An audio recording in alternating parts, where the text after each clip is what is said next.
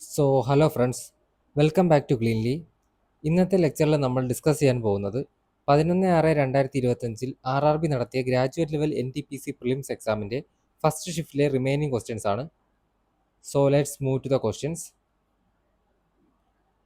The intense rainfall on the western side of the Western Ghats is due to which type of rainfall mechanism? ജോഗ്രഫിയിൽ നിന്നുള്ളൊരു question ആണ്. Frontal, orographic, convectional, cyclonic. അതായത് western ഗട്ട്സിൻ്റെ western സൈഡിൽ ഉണ്ടാകുന്ന intense ആയിട്ടുള്ള rainfall ഏത് type rainfall mechanism കാരണമാണെന്നാണ് ചോദ്യം. നമുക്ക് ഓരോ ടൈപ്പ് റെയിൻഫാൾ മെക്കാനിസം ഡീറ്റെയിൽഡ് ആയിട്ട് തന്നെ നോക്കാം. ഓക്കെ, കൺവെക്ഷണൽ റെയിൻഫാൾ ആണ് ആദ്യത്തെ ടൈപ്പ്. ഇതിനകത്ത് എന്താണ് സംഭവിക്കുന്നതെന്ന് വെച്ചാൽ നമ്മുടെ എർത്തിൻ്റെ സർഫസ് ചൂടാവുന്ന സമയത്ത് അതിന് മുകളിലുള്ള എയറും ചൂടാവും അതിൻ്റെ കൂടെ തന്നെ. അങ്ങനെ ചൂടായ എയറിന് ലോ പ്രഷർ ആയതുകൊണ്ട് തന്നെ അത് റൈസ് ചെയ്യാൻ തുടങ്ങും. അങ്ങനെ വെർട്ടിക്കൽ കറൻസ് ഫോം ആവും. സോ ഇത് വെർട്ടിക്കൽ കറൻസ് ഫോമായി മുകളിലേക്ക് ചെല്ലുമ്പോഴത്തേക്കും ഇതിൽ അഡയബാറ്റിക് കൂളിംഗ് സംഭവിക്കും. അതായത് ഈ എയർ പാഴ്സലുകൾ നല്ല ചൂടായിട്ടായിരിക്കും ഇരിക്കുന്നത്. അപ്പോൾ ഇത് എന്ത് ചെയ്യും, ഇതിനകത്തുള്ള ഇൻറ്റേർണൽ എനർജി എന്ന് പറയുന്ന ഹീറ്റ് എനർജിയാണ്. ഈ എനർജി ഡിസിപ്പേറ്റ് ചെയ്തുകൊണ്ട് ഇത് എക്സ്പാൻഡ് ചെയ്യും ഈ ക്ലൗഡുകൾ. അങ്ങനെ എക്സ്പാൻഡ് ചെയ്യുന്ന സമയത്ത് ഈ എയർ പാർട്സുകൾ എക്സ്പാൻഡ് ചെയ്യുന്ന സമയത്ത് ഇത് അഡയബാറ്റിക്കലി കൂൾ ചെയ്യുന്ന സമയത്ത് ഇത് കണ്ടൻസ് ആയി ക്ലൗഡ് ആവും. അതിനുശേഷം ഇത് കണ്ടൻസ് ചെയ്ത് റെയിൻഫാൾ ആയിട്ട് താഴേക്ക് മഴ പെയ്യും. ഇനി ഈ കൺവെക്ഷണൽ റെയിൻഫാളിലാണെങ്കിൽ ഭയങ്കരമായിട്ടുള്ള മഴയായിരിക്കും. അതിനോടൊപ്പം തന്നെ ലൈറ്റ്നിങ്ങും ഇടിമിന്നലും ഒക്കെ കാണും. ഇത് യൂഷ്വലി ഉച്ച കഴിഞ്ഞുള്ളൊരു സമയത്തായിരിക്കും ഇത് പെയ്ത് കാണാറുള്ളത്. ഓക്കെ, ഇത് കാണപ്പെടുന്ന ലൊക്കേഷൻ എന്ന് പറയുന്നത് ഇക്വറ്റോറിയൽ റീജിയൻസ് ആണ്. ഇക്വറ്റോറിയൽ റീജിയൻസിൽ പ്രധാനമായിട്ടും മിക്ക ദിവസങ്ങളിലും ഇത് കാണാറുണ്ട്. അതുപോലെ തന്നെ ഇൻറ്റീരിയർ കോണ്ടിനെൻ്റൽ റീജിയൻസിലും ഈ സമ്മർ കാലഘട്ടത്തിൽ കാണാറുണ്ട്. ഓക്കെ, ഓറോഗ്രാഫിക് എന്ന് പറയുന്നത് അടുത്തൊരു ടൈപ്പ് ഓഫ് റെയിൻഫോൾ മെക്കാനിസമാണ്. അതിൻ്റെ മറ്റൊരു പേരാണ് റിലീഫ് എന്ന് പറയുന്നത്. ഓക്കെ, ഇതിലെന്താണ് സംഭവിക്കുന്നതെന്ന് വെച്ചാൽ മോയ്സ്ചർ കണ്ടൻറ്റ് ക്യാരി ചെയ്തിട്ടുള്ള വിൻഡ് ഒരു മൗണ്ടൻ റേഞ്ചിൻ്റെയോ അല്ലെങ്കിൽ എന്തെങ്കിലും ഒരു നല്ലൊരു ഹൈറ്റുള്ള ബാരിയറിൻ്റെ സഹായത്തോടു കൂടി മുകളിലേക്ക് ഫോഴ്സ് ചെയ്യപ്പെടും. അങ്ങനെ ഇത് വീണ്ടും മുകളിലേക്ക് ചെന്നതിന് ശേഷം നേരത്തെ പറഞ്ഞ പോലെ അഡയബാറ്റിക് കൂളിങ്ങിലൂടെ മഴ പെയ്യും. ഇവിടെയാണെങ്കിൽ രണ്ട് തരത്തിലുള്ള സൈഡുകളാണ് ആ മൗണ്ടൻ റേഞ്ചിൽ ഉണ്ടാവുക. ഓക്കെ, ഈ വെള്ളം ക്യാരി ചെയ്ത് കൊണ്ടുപോകുന്ന ആ വിൻഡ് ചെന്ന് തട്ടുന്ന സൈഡിനെ വിൻഡ്വേർഡ് സൈഡ് എന്ന് നമ്മൾ പറയും. ഓക്കെ, ഇനി അവിടെയാണ് മഴ പെയ്യുന്നത്. ഇതിൻ്റെ ഓപ്പോസിറ്റുള്ള സൈഡിനെ നമ്മൾ ലീവേർഡ് സൈഡ് എന്ന് പറയും, അല്ലെങ്കിൽ റെയിൻ ഷാഡോ സൈഡ്. ഈ റെയിൻ ഷാഡോ എന്താണെന്ന് വെച്ചാൽ അവിടെ മഴ പെയ്യത്തില്ല. ഓക്കെ, ഇത് കാണപ്പെടുന്ന ഇന്ത്യയിലെ പ്രധാനപ്പെട്ട ഏരിയ എന്ന് പറയുന്നത് വെസ്റ്റേൺ ഗട്ട്സ് ആണ്. നമ്മുടെ മൺസൂൺ ടൈമിലൊക്കെ നമ്മൾ കാണപ്പെടുന്ന വെസ്റ്റേൺ ഗട്ട്സിൽ ഇത് കാരണം ഈ ഒരു ഓറോഗ്രാഫിക് റെയിൻഫോൾ മെക്കാനിസം കാരണമാണ് അവിടെ മഴ പെയ്യുന്നത്. പിന്നെ സൗത്ത് അമേരിക്കയിൽ എടുക്കുവാണെങ്കിൽ ആൻഡസിൽ ഇതുപോലെ മഴ പെയ്യാറുണ്ട്. അതോടൊപ്പം തന്നെ USA നോക്കുവാണെങ്കിൽ റോക്കീസിലും ഇതുപോലെ മഴ പെയ്യാറുണ്ട്. ഓക്കെ, അടുത്തൊരു ടൈപ്പാണ് ഫ്രണ്ടൽ റെയിൻഫാൾ എന്താണെന്ന് വെച്ചാൽ ഇവിടെ ഫ്രണ്ട് ഫോം ചെയ്യുകയാണ് ചെയ്യുന്നത്. അതായത് വാം അല്ലെങ്കിൽ ലൈറ്റ് എയർ മാസും അതുപോലെ കോൾഡ് ആയിട്ടുള്ള ഡെൻസ് എയർ മാസും കൂടെ തമ്മിൽ മീറ്റ് ചെയ്യുന്ന ആ മീറ്റിംഗ് പോയിന്റിനെയാണ് നമ്മൾ ഫ്രണ്ട് എന്ന് പറയുന്നത്. എന്നിട്ട് കോൾഡ് എയർ മാസം നേരെ താഴേക്കും വാം എയർ മാസം മുകളിലേക്കും പോയിട്ട് അത് കണ്ടൻസ് ചെയ്ത് മഴയായിട്ട് പെയ്യും. ഓക്കെ, ഇതെന്ന് പറയുന്നത് ഭയങ്കര സ്റ്റഡിയും ലോങ് ലാസ്റ്റിംഗും ആയിട്ടുള്ള പ്രസിപ്പിറ്റേഷൻ ആയിരിക്കും. അതുപോലെ തന്നെ ഒരുപാട് വൈഡ് ആയിട്ടുള്ള ഏരിയയിൽ ഈ മഴ പെയ്യും. അതുപോലെ തന്നെ ടെമ്പറേറ്റ് ലാറ്റിറ്റ്യൂഡ്സിലാണ് ഇത് പൊതുവേ കാണപ്പെടുന്നത്. ട്രോപ്പിക്കൽ ഏരിയയിലല്ല, കുറച്ചും കൂടി ടെമ്പറേറ്റ് ആയിട്ടുള്ള ലാറ്റിറ്റ്യൂഡ്സിലായിരിക്കും. ലൊക്കേഷൻ എക്സാമ്പിൾ പറയുവാണെങ്കിൽ UK, അതുപോലെ നോർത്ത് അറ്റ്ലാന്റിക്, നോർത്ത് പസഫിക്, ഈ ഒരു റീജിയൻസിലൊക്കെയാണ് ഫ്രണ്ടൽ റെയിൻഫാൾ കാണപ്പെടുന്നത്. ഇനി സൈക്ലോണിക് റെയിൻഫാൾ എടുക്കുകയാണെങ്കിൽ ഇവിടെ എന്ത് സംഭവിക്കുമെന്ന് പറഞ്ഞാൽ എയർ ഒരു ലോ പ്രഷർ സെൻറ്ററിലേക്ക് കൺവേർജ് ചെയ്തതിന് ശേഷം മുകളിലേക്ക് ഫോഴ്സ് ഇൻവേർഡ് അകത്തേക്ക് സ്പൈറൽ മോഷനിലൂടെ എയർ കൺവേർജ് ചെയ്തിട്ട് ഈ അകത്തേക്ക് ചെന്ന എയർ മുകളിലേക്ക് ഫോഴ്സ് ചെയ്തതിന് ശേഷം മുകളിൽ ചെന്ന് അഗെയിൻ അഡയബാറ്റിക് കൂളിങ്ങിലൂടെ മഴയായിട്ട് പെയ്യും. ഇവിടെയാണെങ്കിൽ മഴ ഭയങ്കര കനത്ത മഴയായിരിക്കും, ഹെവിയാണ്, ഇൻറ്റൻസ് ആണ്. അതോടൊപ്പം തന്നെ സൈക്ലോൺസും ഭയങ്കരമായിട്ടുള്ള കാറ്റും കാണും. ഓക്കെ, ഇതിൻ്റെ കൂടെ തന്നെ ട്രോപ്പിക്കൽ അല്ലെങ്കിൽ എക്സ്ട്രാ ട്രോപ്പിക്കൽ സൈക്ലോൺസും കാണപ്പെടാറുണ്ട്. ഇത് പ്രധാനമായിട്ടും കാണുന്നത് കോസ്റ്റൽ റീജിയൻസിലാണ്, മൺസൂൺ സമയങ്ങളിലൊക്കെയാണ്. ഓക്കെ, ഇതിനെ ഹറിക്കെയിൻസ് എന്നും ടൈഫൂൺസ് എന്നൊക്കെ നമ്മൾ വിളിക്കാറുണ്ട്. ഓക്കെ, സോ ഇതിൻ്റെ ഉത്തരമെന്ന് പറയുന്നത് നമ്മൾ നേരത്തെ ഡിസ്കസ് ചെയ്ത പോലെ തന്നെ ഇതിൻ്റെ ഉത്തരം ഓറോഗ്രാഫിക് ആണ്. ഓക്കെ, ഓറോഗ്രാഫിക് റെയിൻഫാൾ കാരണമാണ് വെസ്റ്റേൺ ഗട്ട്സിൽ മഴ പെയ്യുന്നത്. ഇനി സൈക്ലോൺസിന് പല സ്ഥലങ്ങളിലും പല പേരുകളാണ്. ഇപ്പം north Atlantic, north east Pacific ഒക്കെ എടുക്കണമെങ്കിൽ അവിടെ നമ്മൾ സൈക്ലോൺസിനെ ഹറിക്കെയിൻ എന്നാണ് വിളിക്കുന്നത്. ലൊക്കേഷൻ എക്സാമ്പിൾ പറയുകയാണെങ്കിൽ USA, അതുപോലെ തന്നെ കാരീബിയൻ, മെക്സിക്കോ, സെൻട്രൽ അമേരിക്കൻ റീജിയൻ, ഈ ഒരു റീജിയൻസിലാണ് ഇവിടെ ഈ സൈക്ലോൺസിനെ നമ്മൾ ഹറിക്കെയിൻ എന്ന് വിളിക്കുന്നത്. ഇനി നോർത്ത് വെസ്റ്റ് പസഫിക് റീജിയൻസ് പോയിട്ടുള്ള ഈ ജപ്പാൻ, ചൈന, ഫിലിപ്പീൻസ്, വിയറ്റ്നാം ഇങ്ങനെയുള്ള സ്ഥലങ്ങൾ എടുക്കുകയാണെങ്കിൽ അവിടെ നമ്മൾ സൈക്ലോണിനെ ടൈഫൂൺ എന്നാണ് വിളിക്കുന്നത്. ഓക്കെ, ഇനി നോർത്ത് ഇന്ത്യൻ ഓഷനിൽ, അതായത് ഇന്ത്യ, ബംഗ്ലാദേശ്, പാകിസ്ഥാൻ, ശ്രീലങ്ക, മ്യാൻമാർ, ഈ ഒരു റീജിയനിലാണ് സൈക്ലോൺ എന്നതിനെ വിളിക്കുന്നത്. Okay, south Indian Ocean and south Pacific എടുക്കുകയാണെങ്കിൽ ഓസ്ട്രേലിയ, ഇന്തോനേഷ്യ, മഡഗാസ്കർ, മൗറീഷ്യസ്, ഈ ഒരു റീജിയൻസിലൊക്കെ ഇതിനെ ട്രോപ്പിക്കൽ സൈക്ലോൺ എന്ന് വിളിക്കും. ഇനി ഓസ്ട്രേലിയയുടെ കാര്യം, പ്രധാനമായിട്ട് ഓസ്ട്രേലിയ ചോദിക്കുകയാണെങ്കിൽ നമുക്ക് മോസ്റ്റ് അപ്രോപ്രിയേറ്റ് ആയിട്ട് വരുന്ന ആൻസർ എന്ന് പറയുന്നത് വില്ലി വില്ലിയാണ്. ഓക്കെ, അത് അവിടുത്തെ ഒരു ഹിസ്റ്റോറിക്കൽ ടേമാണ്, ലോക്കൽ ടേമാണ്. നോർത്ത് വെസ്റ്റ് ഓസ്ട്രേലിയയിലേക്ക് സൈക്ലോൺസിനെ പ്രധാനമായിട്ടും വില്ലി വില്ലി എന്നാണ് വിളിക്കുന്നത്. ഇനി ഫിലിപ്പീൻസ് എടുക്കുകയാണെങ്കിൽ അവിടെ ബഗുയോ എന്നാണ് വിളിക്കുന്നത്, അത് അവിടുത്തെ ലോക്കൽ ടേമാണ്. ഓക്കെ, ഇനി ട്രോപ്പിക്കൽ സൈക്ലോൺസും എക്സ്ട്രാ ട്രോപ്പിക്കൽ സൈക്ലോൺസും എന്താണെന്ന് നോക്കാം. ട്രോപ്പിക്കൽ സൈക്ലോൺസ് ഉണ്ടാകുന്നത് ഒരു 5 ഡിഗ്രി ടു 30 ഡിഗ്രി നോർത്ത് അല്ലെങ്കിൽ സൗത്ത്, ആ ഒരു ലാറ്റിറ്റ്യൂഡ്സിലാണ്. ഓക്കെ, ട്രോപ്പിക്കൽ ലാറ്റിറ്റ്യൂഡ്സ് ആണ്. അതുപോലെ എക്സ്ട്രാ ട്രോപ്പിക്കൽ സൈക്ലോൺസ് ഉണ്ടാകുന്ന ടെമ്പറേറ്റ് ലാറ്റിറ്റ്യൂഡാണ്, അല്ലെങ്കിൽ ഹൈ ലാറ്റിറ്റ്യൂഡുകൾ. ഏതാണ്? 30 മുതൽ 60 ഡിഗ്രി നോർത്ത് സൗത്തിലേക്കാണ്. അതായത് കുറച്ചും കൂടി അകത്തേക്ക് പോകും, പോളാർ റീജിയനിലേക്ക് കുറച്ചുകൂടി പോകും. പോളാറിൻ്റെ അങ്ങൊന്നും പോകത്തില്ല, പക്ഷേ കുറച്ചും കൂടി മുകളിലേക്ക് പോകും. ഇനി ഇതിൻ്റെ എനർജി സോഴ്സ് നോക്കുകയാണെങ്കിൽ ട്രോപ്പിക്കൽ സൈക്ലോൺസിൻ്റെ എനർജി സോഴ്സ് എന്ന് പറയുന്നത് ലേറ്റൻറ്റ് ഹീറ്റ് ഓഫ് കണ്ടൻസേഷനാണ്, വാം ഓഷനിൽ നിന്നുള്ള ലേറ്റൻറ്റ് ഹീറ്റ് ഓഫ് കണ്ടൻസേഷനാണ്. എന്നാൽ എക്സ്ട്രാ ട്രോപ്പിക്കൽ സൈക്ലോൺസിൻ്റെ എനർജി സോഴ്സ് എന്ന് പറയുന്നത് എന്താണ്?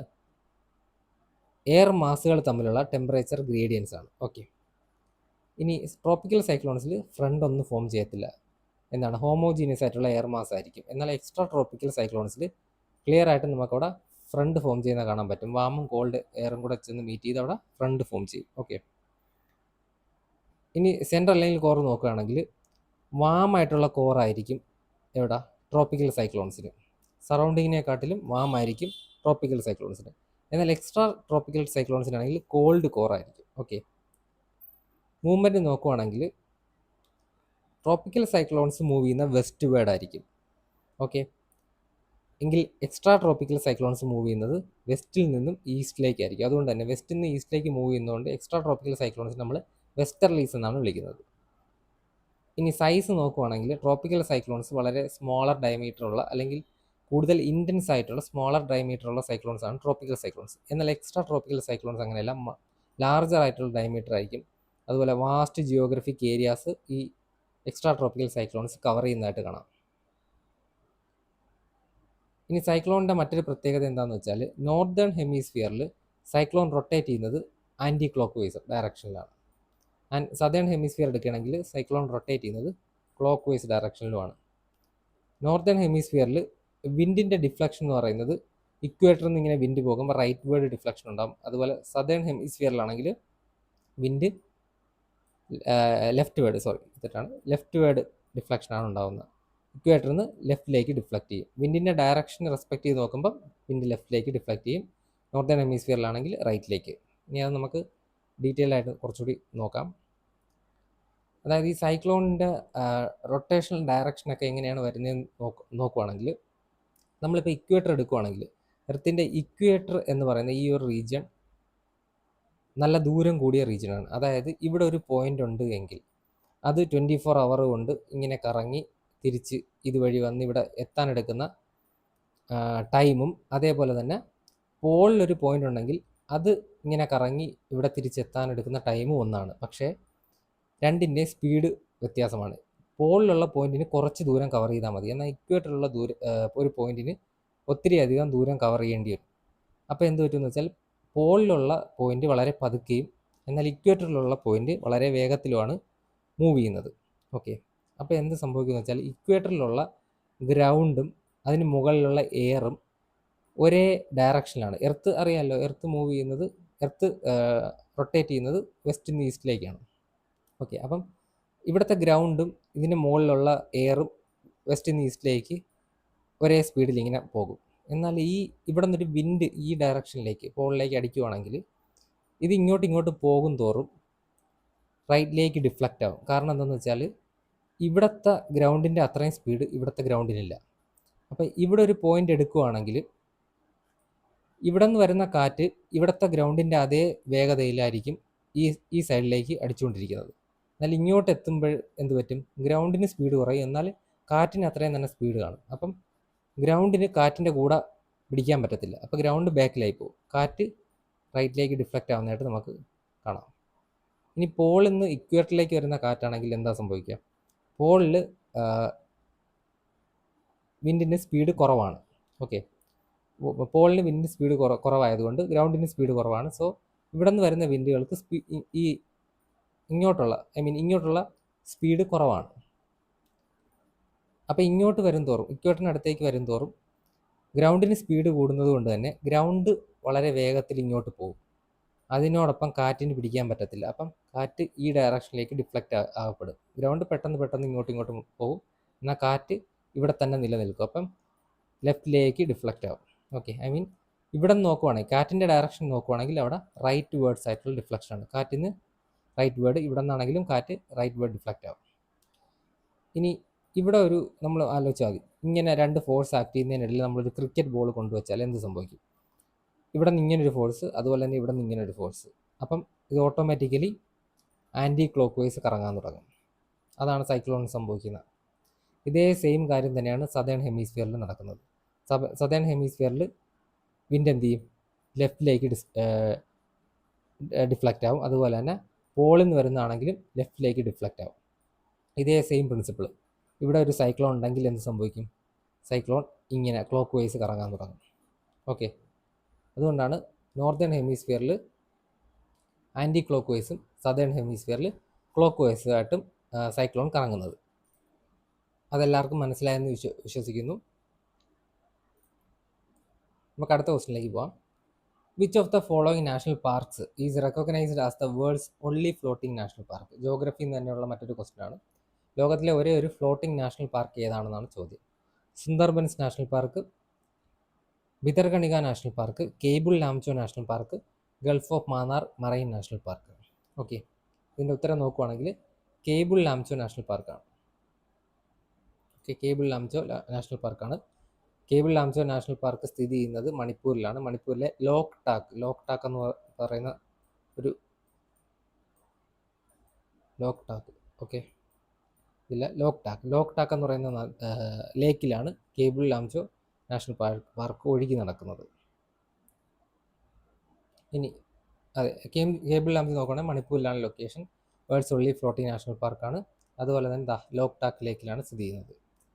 ഇതെന്ന് പറയുന്ന നോർത്ത് ഈസ്റ്റ് ഇന്ത്യയിലെ ലാർജസ്റ്റ് ഫ്രഷ് വാട്ടർ ലേക്കാണ് ലോക് ടാക്ക് ലേക്ക്. ഈ cable Lamjao National park establish ആവുന്ന 1966 സാങ്ച്വറി ആയിട്ട്. എന്നിട്ട് 1977 അത് നാഷണൽ പാർക്കായി മാറും. അവിടുത്തെ പ്രൈമറി സ്പീഷീസ് നോക്കുവാണെങ്കിൽ സംഘായ് എന്ന് പറയുന്ന ഒരുതരം ഡിയറാണ്, മാനാണ് അവിടുത്തെ. അതിനെ ഡാൻസിങ് ഡിയർ എന്നൊക്കെ വിളിക്കുന്നുണ്ട്. അവിടുത്തെ പ്രൈമറി സ്പീഷീസ് സംഘായ്. ഇന്ത്യയിൽ ടോട്ടലി 107 നാഷണൽ പാർക്കാണ് ഉള്ളത്. ഏറ്റവും ഓൾഡസ്റ്റ് നാഷണൽ പാർക്ക് ഏതാണെന്ന് ചോദിച്ചാൽ അത് ജിം കോർബറ്റ് നാഷണൽ പാർക്കാണ്. ഉത്തരാഖണ്ഡിൽ 1936 ജിം കോർബറ്റ് നാഷണൽ പാർക്ക് എന്ത് സംഭവിക്കുന്നത്? എസ്റ്റാബ്ലിഷ് ആവുന്നത്. Jim Corbett National Park tiger reserve ആവുന്നപ്പോഴാണ് 1973 പ്രോജക്റ്റ് ടൈഗറിലൂടെയാണ് ജിം കോർബറ്റ് നാഷണൽ പാർക്ക് ഒരു ടൈഗർ റിസർവ് ആവുന്നത്. ഇനി ലാർജസ്റ്റ് നാഷണൽ പാർക്ക് നോക്കുകയാണെങ്കിൽ അത് ഹെമിസ് നാഷണൽ പാർക്കാണ്. ലഡാക്കിലുള്ള ഹെമിസ് നാഷണൽ പാർക്ക് 4400 സ്ക്വയർ കിലോമീറ്ററാണ് ഇതിൻ്റെ ഏരിയ. സ്മാളസ്റ്റ് നാഷണൽ പാർക്ക് നോക്കുകയാണെങ്കിൽ south Button island national park, Andaman and Nicobar, വെറും 0.03 കിലോമീറ്റർ സ്ക്വയർ മാത്രമാണ് അതിൻ്റെ ഏരിയ. ഓക്കെ, ഇനി state with maximum number of national park ഏതാണെന്ന് നോക്കുകയാണെങ്കിൽ അത് മധ്യപ്രദേശാണ്. അവിടെ 11 നാഷണൽ പാർക്കാണുള്ളത്. നമ്മൾ ടൈഗർ റിസർവ് പഠിച്ചപ്പോഴും നമ്മൾ നോക്കിയായിരുന്നു. ഏറ്റവും കൂടുതൽ ടൈഗർ റിസർവ് ഉള്ള സ്റ്റേറ്റ് എന്ന് പറയുന്നത് മധ്യപ്രദേശാണ്. 9 ടൈഗർ റിസർവ് ഉണ്ടായിരുന്നു. നാഷണൽ പാർക്കിൻ്റെ കാര്യം എടുത്താലും മധ്യപ്രദേശ് തന്നെയാണ്. ഇനി ആൻഡമാൻ നിക്കോബാറിലുള്ള നാഷണൽ പാർക്ക് ഏതൊക്കെയാണെന്ന് നോക്കുകയാണെങ്കിൽ Campbell Bay, Galathea Bay, Mahatma Gandhi Marine, Middle Button Island, Mount Harriet, North Button Island, Rani Jhansi Marine, Saddle Peak, South Button Island. Okay, ഈ ബട്ടൺ ഐലൻഡ് എന്ന് പറയുന്ന എല്ലാം ആൻഡമാൻ നിക്കോബാറാണ്. അതുപോലെ തന്നെ 2 ബേ ഉണ്ട്. ഓക്കെ, 2 ബേ ഉണ്ട്. പിന്നെ മഹാത്മാഗാന്ധി ഉണ്ട്, റാണി ജാൻസി ഉണ്ട്, പിന്നെ ഒരു മൗണ്ട് ഹാരിയറ്റും ഉണ്ട്. ഓക്കെ, സാഡിൽ പീക്ക് അറിയായിരിക്കും. സാഡിൽ പീക്ക് എന്ന് പറയുന്ന ആൻഡമാൻ നിക്കോബാറിലെ ഹയസ്റ്റ് പീക്കാണ്. ഓക്കെ, 732 മീറ്ററാണ് ഇതിൻ്റെ ഹൈറ്റ് എന്ന് പറയുന്നത്. 732 മീറ്ററാണ്. ഇനി ആന്ധ്രാപ്രദേശ് എടുക്കുകയാണെങ്കിൽ പാപികൊണ്ട, രാജീവ് ഗാന്ധി രാമേശ്വരം എന്ന് പറയുന്നുണ്ട്. ഇനി ശ്രീ വെങ്കടേശ്വര, ഇങ്ങനെ 3 എണ്ണമാണുള്ളത്. അരുണാചൽ പ്രദേശിലാണെങ്കിൽ മൗലിങ്ങും നംതപ ഇമ്പോർട്ടൻ്റ് ആണ്. ആസാമിലാണെങ്കിൽ കാസിരംഗ. ഇത് നമ്മൾ ടൈഗർ റിസർവ് പഠിച്ചപ്പോൾ ഒരു കോഡ് പഠിച്ചായിരുന്നു, KMN1. കാസിരംഗ, മാനസ്, നമേരി ആൻഡ് ഒറാങ്. പിന്നെ അതുകൂടാതെ എന്തൊക്കെയുണ്ട്, ദിബ്രു സൈക്കോവ, അതേപോലെ തന്നെ റൈമോണ, ദിഹിങ് പട്കായി, സിക്ന ജ്വാലോ. ഇങ്ങനെ ഇത്രയും നാഷണൽ പാർക്കാണ് ആസാമിലുള്ളത്. ബീഹാറിൽ ഒരേ ഒരു നാഷണൽ പാർക്കേ ഉള്ളൂ, വാൽമീകി. അത് ടൈഗർ റിസർവ് ആയിരുന്നു. ബീഹാറിലെ ഒരേ ഒരു ടൈഗർ റിസർവാണ് വാൽമീകി. ഓക്കെ, ഛത്തീസ്ഗഡ് എടുക്കുകയാണെങ്കിൽ ഗുരു ഘാസിദാസ് നമ്മൾ ടൈഗർ റിസർവ് പഠിച്ചായിരുന്നു. 56th ടൈഗർ റിസർവാണ് ഗുരു ഘാസിദാസ് തൊമാർ പിംഗ്ല എന്ന് പറഞ്ഞ് നമ്മൾ പഠിച്ചു. അത് നാഷണൽ പാർക്കാണ്. പിന്നെ ഇന്ദ്രാവതി ഉണ്ട്. ഇന്ദ്രാവതിയുടെ മറ്റൊരു പേരാണ് കുട്രു. പിന്നെ കങ്കർ വാലി. ഗോവയിലാണെങ്കിൽ മൊല്ലമിൻ്റെ മറ്റൊരു പേരാണ് ഭഗവാൻ മഹാവീർ നാഷണൽ പാർക്ക്.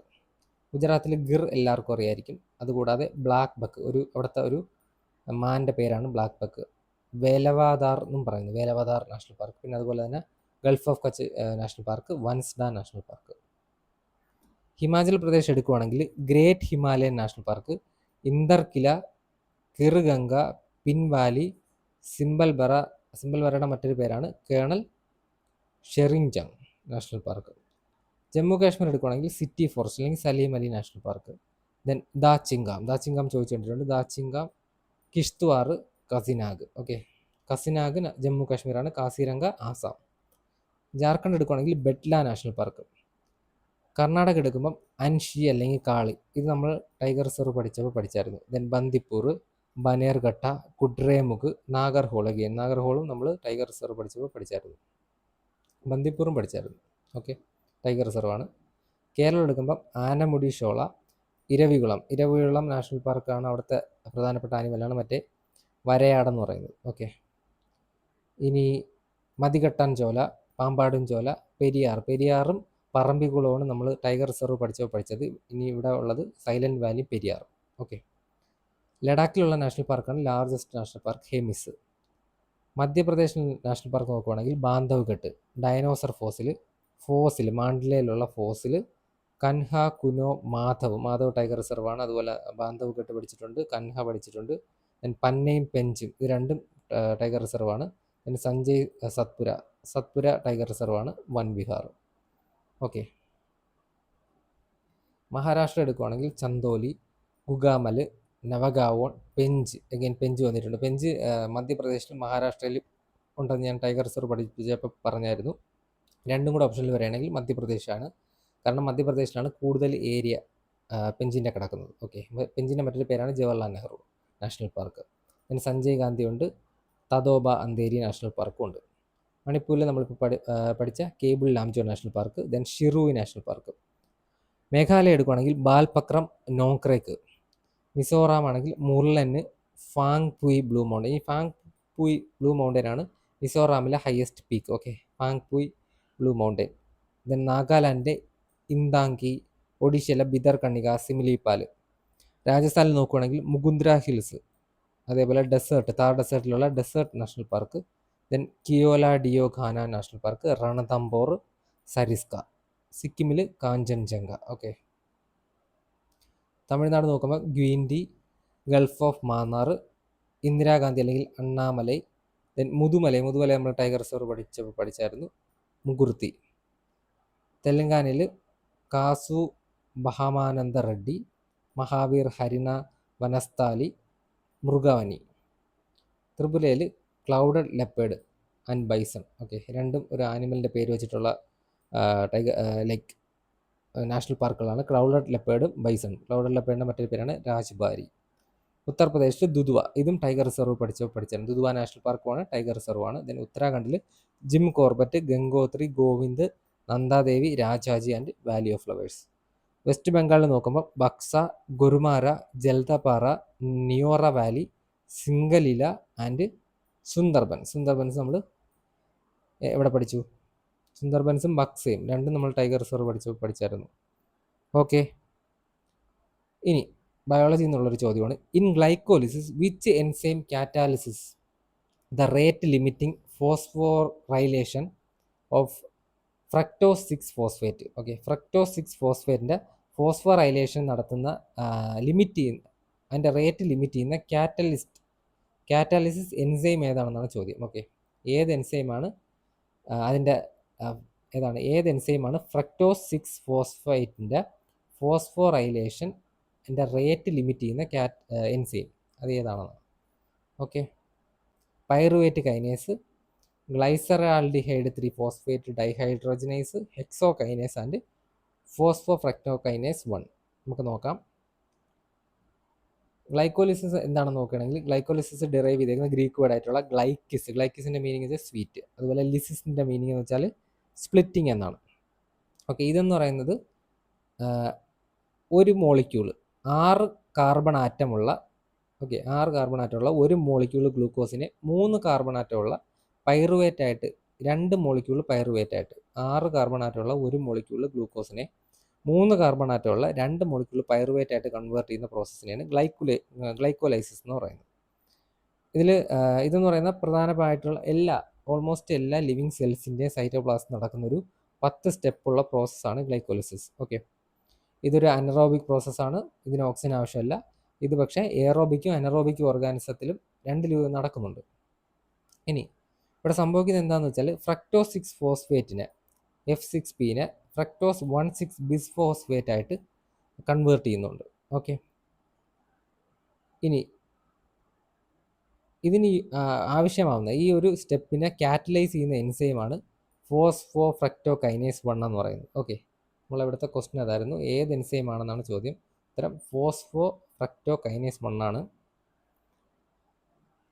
ഇവിടെ എന്ത് സംഭവിക്കുമെന്ന് പറഞ്ഞാൽ ATP അറിയാലോ, അഡനോസിൻ ട്രൈഫോസ്ഫേറ്റ്. ഇതിലുള്ള ഫോസ്ഫേറ്റ് ഗ്രൂപ്പിനെ ഫ്രക്ടോസ് റിങ്ങിലുള്ള ആദ്യത്തെ കാർബണുമായിട്ട്, ഓക്കെ, ഫസ്റ്റ് കാർബണിലേക്ക് ട്രാൻസ്ഫർ ചെയ്യപ്പെടും. അഡിനോസിൻ ട്രൈഫോസ്ഫേറ്റിലുള്ള ഫോസ്ഫേറ്റ് ഗ്രൂപ്പിനെ ഫ്രക്ടോസ് റിങ്ങിലുള്ള ഫസ്റ്റ് കാർബണിലേക്ക് ട്രാൻസ്ഫർ ചെയ്യുവാണ് ഈ കാറ്റാലിസിസിൽ നടക്കുന്നത്. ഓക്കെ, ഇനി ഈ ഒരു പ്രോസസ്സിൽ ഇൻഹിബിറ്റേഴ്സും ഉണ്ട്, ആക്ടിവേറ്റേഴ്സും ഉണ്ട്. അതായത് ഇപ്പം സെല്ലിൽ ഓൾറെഡി പ്ലെൻറ്റി ഓഫ് എനർജി ഉണ്ട് എങ്കിൽ പിന്നെ ഇത് നടക്കേണ്ട ആവശ്യമില്ല, എനർജി ബ്രേക്ക് ചെയ്യേണ്ട ആവശ്യമില്ല. അതുകൊണ്ട് ഇൻഹിബിറ്റ് ചെയ്യും, അല്ലെങ്കിൽ സ്റ്റോപ്പ് സിഗ്നൽ കൊടുക്കും. അതെങ്ങനെയാണെന്ന് വെച്ചാൽ നമ്മുടെ അഡിനോസിൻ ട്രൈഫോസ്ഫേറ്റും അതുപോലെ തന്നെ സിട്രേറ്റിൻ്റെയൊക്കെ ഹൈ ലെവൽ നമ്മുടെ കാർബോക്സിലിക് ആസിഡ് സൈക്കിളിൽ വരുവാണ് എങ്കിൽ എന്ത് ചെയ്യും? അതുടനെ ഇൻഹിബിറ്റ് ചെയ്യും, പിന്നെ എനർജി പ്രൊഡ്യൂസ് ചെയ്യേണ്ട ആവശ്യമില്ല. ഇനി അഡിനോസിൻ മോണോഫോസ്ഫേറ്റ് അതുപോലെ തന്നെ ഫ്രക്ടോസ് 2,6 ബിസ്ഫോസ്ഫേറ്റ് ഒക്കെ എന്ത് ചെയ്യുന്ന ആക്ടിവേറ്റ് ചെയ്യണമെന്ന്, അഥവാ ഗോ സിഗ്നൽ കൊടുക്കുന്ന കാര്യങ്ങളാണ്. അതെപ്പോഴാണ് ആക്ടിവേറ്റ് ആവുന്നതെന്ന് വെച്ചാൽ സെല്ലിൽ എനർജി തീരെ ഇല്ലാത്തപ്പോൾ. അപ്പം ഗ്ലൈക്കോലിസിസ് സ്പീഡപ്പ് ചെയ്യാൻ വേണ്ടിയിട്ടാണ് ഈ അഡിനോസിൻ മോണോഫോസ്ഫേറ്റ് അതുപോലെ ഫ്രക്ടോസ് 2,6 ബിസ്ഫോസ്ഫേറ്റ് ഒക്കെ സഹായിക്കുന്നത്. Which of the following statements accurately describes the behavior of continuing numbering from a previous list when inserting a new numbered list within the same document in MS Word? അതായത് MS Word നമ്മളൊരു list already create ചെയ്തിട്ടുണ്ട്. നമ്മളൊരു പുതിയൊരു list അതിലേക്ക് paste ചെയ്യുന്ന സമയത്ത് അല്ലെങ്കിൽ add ചെയ്യുന്ന സമയത്ത്, ഇൻസേർട്ട് ചെയ്യുന്ന സമയത്ത് നേരത്തെ ഉള്ള ലിസ്റ്റിൻ്റെ കണ്ടിന്യൂഷൻ ആയിട്ടുള്ള നമ്പറിങ് തന്നെ ഈ ലിസ്റ്റിന് വരാൻ വേണ്ടിയിട്ട് ചെയ്യേണ്ടത് എന്താണെന്നാണ്. Okay, MS Word automatically restarts numbering from 1 for the new list and there is no direct way to continue the previous sequence.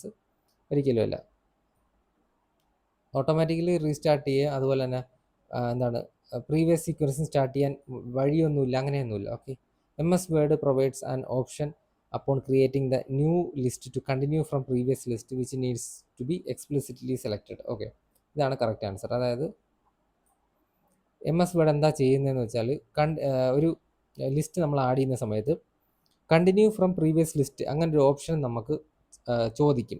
Okay, അപ്പോൾ നമ്മൾ എസ് കൊടുക്കുവാണെങ്കിൽ എന്ത് ചെയ്യും, അതിൻ്റെ ബാക്കിയായിട്ട് തന്നെ നമ്പർ ചെയ്യും. ഓക്കെ, അതാണ് അതിൻ്റെ ഉത്തരം. Continuing numbering is only possible if both list use exact same numbering സ്റ്റൈലൊന്നും ആവശ്യമില്ല. MS word automatically continues automatically എന്താണ് സ്റ്റാർട്ട് ചെയ്യത്തില്ല, അത് ചോദിക്കും. അപ്പം നമ്മൾ എസ് കൊടുക്കുമ്പോഴാണ് സ്റ്റാർട്ട് ചെയ്യുന്നത്. Okay. Which of the following companies assisted the Raja of Cochin in expelling the Portuguese from his kingdom in 1663? History എന്നുള്ളൊരു ചോദ്യമാണ്. കൊച്ചി രാജാവിനെ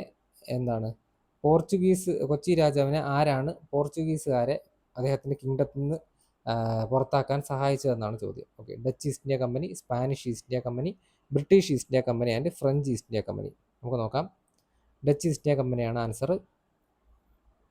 എങ്ങനെയാണെന്ന് വെച്ചാൽ അതിനൊരു കഥയുണ്ട്. അതായത് നമ്മുടെ കൊച്ചി ഭരിച്ചിരുന്നത്, കൊച്ചിയിലെ ഒരു കീഴ്വഴക്കം എന്തെന്ന് പറഞ്ഞാൽ താവഴി എന്ന് പറയും. അതായത് അമ്മ വഴിയുള്ള രാജാക്കന്മാരാണ് ഉണ്ടാവുന്നത്. അപ്പം മൂത്ത താവഴിയും ഇളയ താവഴിയും ഉണ്ട്. അതിൽ എന്താണ് അതിൻ്റെ ഒരു ട്രഡീഷൻ പ്രകാരം മൂത്ത ചേട്ടനാണ് എന്താ വേണ്ടത്, അടുത്ത രാജാവേണ്ടത്. എന്നാൽ പോർച്ചുഗീസുകാരുടെ സഹായത്തോടു കൂടി ഇളയ താവഴിയിലുള്ള ഇളയ ആളാണ് രാജാവുന്നത്. അങ്ങനെ എന്ത് ചെയ്യും, നമ്മുടെ വീരകേരളവർമ്മയാണ് ആ മൂത്ത താവഴിയിലുണ്ടായിരുന്ന പുത്രൻ. അപ്പോൾ പുള്ളി എന്ത് ചെയ്യുമെന്ന് വെച്ചാൽ പുള്ളി കൊളംബോയിൽ പോയിട്ട് ഡച്ചുകാരോട് സഹായം ചോദിക്കും കിങ്ഡം തിരിച്ചു പിടിക്കാനായിട്ട്. അപ്പോൾ ഡച്ചുകാർ നോക്കുമ്പം അവിടെ നല്ല പെപ്പറും അതുപോലെ തന്നെ ഈ ഗ്രാമ്പും അങ്ങനെയുള്ള സാധനങ്ങളൊക്കെ ഉണ്ട്. അപ്പോൾ ഈ സ്പൈസസ് കണ്ടുകൊണ്ട് ഡച്ചുകാർ കേരളവർമ്മയെ സഹായിച്ചിട്ട് എന്ത് ചെയ്യുമെന്ന് വെച്ചാൽ അവിടെ പോയി അറ്റാക്ക് ചെയ്ത് ഈ കിങ്ഡം പിടിച്ച് എടുത്തു കൊടുത്തിട്ട് കുറച്ച് ട്രെറ്റീസൊക്കെ സൈൻ ചെയ്യിപ്പിക്കും കേരളവർമ്മയെ കൊണ്ട്. അതായത് അവിടുത്തെ സ്പൈസ് ട്രേഡിൻ്റെ ഫുൾ കൺട്രോള് ഡച്ചിന് കൊടുക്കണം. അതായത് ഡച്ചിന് അവിടെ മോണോപ്പൊളി വേണം എന്നുള്ളൊരു ട്രെറ്റിയൊക്കെ സൈൻ ചെയ്യിപ്പിക്കും. ഓക്കെ. ഇനി ഡച്ചുകാർ ഇന്ത്യയിൽ അറൈവ് ചെയ്യുന്നത് 1602-1605 കാലഘട്ടത്തിലാണ്. അവരുടെ ഫസ്റ്റ് ഫാക്ടറി നമ്മൾ നോക്കിയതാണ് മസൂലി പട്ടണത്തിലാണ്. ഓക്കെ. 1605 അവർ എസ്റ്റാബ്ലിഷ് ചെയ്യുന്നത്. ഇന്ത്യയിലെ ഫസ്റ്റ് ക്യാപിറ്റൽ പുലിക്കട്ടിലാണ്. പുലിക്കട്ടിൽ ഫോർട്ട് ജെൽട്രിയാണ് നമ്മൾ പഠിച്ചായിരുന്നു. 1613 മുതൽ 1690 വരെ. ദെൻ 1690 മുതൽ 1781 വരെ നാഗപട്ടണമാണ് അവരുടെ capital. Okay. Which of the following agriculture practices is called ponam in Kerala or podu in Odisha? പൊനം അല്ലെങ്കിൽ പൊഡു എന്നൊക്കെ, പൊനം എന്ന് കേരളത്തിലും പൊഡു എന്ന് ഒഡീഷയിലും വിളിക്കുന്ന അഗ്രികൾച്ചർ പ്രാക്ടീസ് ഏതാണെന്നാണ് ആൻസർ. ഷിഫ്റ്റിംഗ് കൾട്ടിവേഷൻ ആണ്. നമ്മൾ ഷിഫ്റ്റിംഗ് കൾട്ടിവേഷനെ പറ്റി നോക്കുകയാണെങ്കിൽ ഷിഫ്റ്റിംഗ് കൾട്ടിവേഷൻ്റെ മറ്റൊരു പേരാണ് സ്ലാഷ് ആൻഡ് ബേൺ അഗ്രികൾച്ചർ. അതുപോലെ തന്നെ ഷിഫ്റ്റിംഗ് കൾട്ടിവേഷൻ ഓരോ സ്ഥലത്തും ഓരോ പേരാണ്. നോർത്ത് ഈസ്റ്റ് ഇന്ത്യ, അതായത് ആസാം, മേഘാലയ, നമ്മുടെ 7 സിസ്റ്റേഴ്സ്, അവിടെ അറിയപ്പെടുന്ന പേരാണ് ജും അല്ലെങ്കിൽ ജുമ്മി. ആന്ധ്രാപ്രദേശ്, തെലങ്കാന റീജിയനിൽ അറിയപ്പെടുന്ന പേരാണ് പൊഡു അല്ലെങ്കിൽ പേണ്ട. ഒഡീഷ റീജിയനിൽ അറിയപ്പെടുന്ന പേരാണ് കാമൻ, വിങ്ക, ദാവി, പൊഡു, ബൃങ്ക. മധ്യപ്രദേശിൽ അറിയപ്പെടുന്ന പേരാണ് ബേവർ, ദഹിയ അല്ലെങ്കിൽ ദഹിയാർ. ഛത്തീസ്ഗഡിലെ ബസ്താർ ഡിസ്ട്രിക്റ്റിൽ ഇത് ഇങ്ങനെ തന്നെ എടുത്ത് ചോദിച്ചിട്ടുണ്ട്. ഛത്തീസ്ഗഡിലെ ബസ്താർ ഡിസ്ട്രിക്റ്റിൽ അറിയപ്പെടുന്ന പേരാണ് ദീപ അല്ലെങ്കിൽ ദിപ. ഇനി വെസ്റ്റേൺ ഗഡ്സ് എല്ലാ സ്റ്റേറ്റ്സ് ആയിട്ടുള്ള കേരള, കർണാടക, മഹാരാഷ്ട്ര, ഇവിടെയൊക്കെ അറിയപ്പെടുന്ന പേരാണ് കുമാരി അല്ലെങ്കിൽ പോനം. സൗത്ത് ഈസ്റ്റേൺ രാജസ്ഥാനിലൊക്കെ അറിയപ്പെടുന്ന പേരാണ് വാൾട്ര, വാൽറെ അല്ലെങ്കിൽ ബാത്ര. ഈ റ അങ്ങനെ അവസാനിപ്പിക്കുന്ന പേരുകളെല്ലാം രാജസ്ഥാനാണെന്ന് ആലോചിച്ചത്. ഇവിടെ ഒരു രാജസ്ഥാനിൽ ഒരു ഉണ്ട്, ഇതുമെല്ലാം അവസാനിക്കുന്ന റ വെച്ചാണ്. ഓക്കെ, റ. ഇനി ജാർഖണ്ഡിൽ അറിയപ്പെടുന്ന പേര് കുറുവ. ഹിമാലയൻ ബെൽറ്റിൽ ഖില്ലെന്നുമാണ് ഈ ഷിഫ്റ്റിംഗ് കൾട്ടിവേഷൻ അറിയപ്പെടുന്നത്. ഓക്കെ, ഇത് shifting കൾട്ടിവേഷനാണ്. Which of the following best describes the underlying data structure that forms the basis of an electronic spreadsheet like MS Excel? അതായത് MS Excel പോലൊരു ഇലക്ട്രോണിക് സ്പ്രെഡ്ഷീറ്റിൻ്റെ ബേസ് ആയിട്ടുള്ള കാര്യം എന്താണെന്നാണ് ചോദ്യം. Relational database model with interconnected table and field. The hierarchical tree structure organising data in knots and branches. ഒരിക്കലും spreadsheet ഒരു tree പോലെയും notes പോലെയും ഒന്നും അല്ല ഇരിക്കുന്നത്. അപ്പോൾ ഇതെന്തായാലും ഇല്ല. A two-dimensional grid composed of rows, columns and intersecting to form a cell. ഇതാണ് കറക്റ്റ് ആൻസർ അല്ലേ? റോസും കോളംസും അല്ലേ നമ്മുടെ MS Excelലുള്ള, അത് രണ്ടും കൂടി ചേരുന്നതിനെ നമ്മൾ സെൽ എന്ന് വിളിക്കും. A linear sequence of data entries similar to a text document. അല്ല, ഇതൊന്നുമല്ല. ഓപ്ഷൻ 3 തന്നെയാണ് ആൻസർ. അതെ. In May 2025, Jenu Kuruba families reoccupied their ancestral land in which of the following tiger reserves in India. May 2025 Jenu Kuruba എന്ന് പറയുന്ന ഒരു tribal family ഉണ്ട്. ഒരു particularly vulnerable ആയിട്ടുള്ള ട്രൈബലാണ് ഗ്രൂപ്പാണ്. അവരെന്ത് ചെയ്തു എന്ന് വെച്ചാൽ ഇന്ത്യയിലുള്ള ഒരു ടൈഗർ റിസർവിൽ അവരുടെ ആൻസിസ്റ്റർ ലാൻഡിൽ കയറി താമസിച്ചു. പക്ഷേ എന്താണ്, അത് അനുവദിച്ചു കൊടുത്തു. അത് എവിടെയാണെന്ന് നോക്കുകയാണെങ്കിൽ നമ്മൾ ജനു കുറുബ ട്രൈബ് എവിടെയുള്ളവരാണെന്ന് അറിയണം. ജനു കുറുബ ട്രൈബ് ഉള്ളത് കർണാടകയിലാണ്. ഓക്കെ, കർണാടക. അപ്പോൾ കർണാടകയിലുള്ള ടൈഗർ റിസർവിൽ ഏതാണെന്ന് അറിഞ്ഞാൽ പോരെ. ഹെമിസ് നമുക്കറിയാം, ലഡാക്ക്.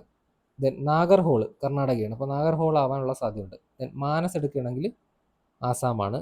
സരിസ്ക എടുക്കുകയാണെങ്കിൽ എവിടെയാണ്? സരിസ്ക രാജസ്ഥാൻ. ഓക്കെ, അപ്പം സരിസ്ക അല്ല, മാനസ് അല്ല, ഹെമിസ് അല്ല. ഉത്തരം നാഗർഹോൾ. അതെ. ഇനി നമ്മൾ ആ ഒരു ന്യൂസ് നോക്കുവാണെങ്കിൽ 52ഓളം ജെനി കുറുബ ട്രൈബൽ ഫാമിലീസാണ് ഇവിടെ വന്ന് താമസിച്ചത് നാഗർഹോൾ ടൈഗർ റിസർവിൽ. അപ്പോൾ അവർക്ക് എങ്ങനെ താമസിക്കാൻ ഗവൺമെൻറ് അനുവദിച്ചു എന്ന് ചോദിച്ചാൽ ഫോറസ്റ്റ് റൈറ്റ്സ് ആക്ട് ഉണ്ട് 2006.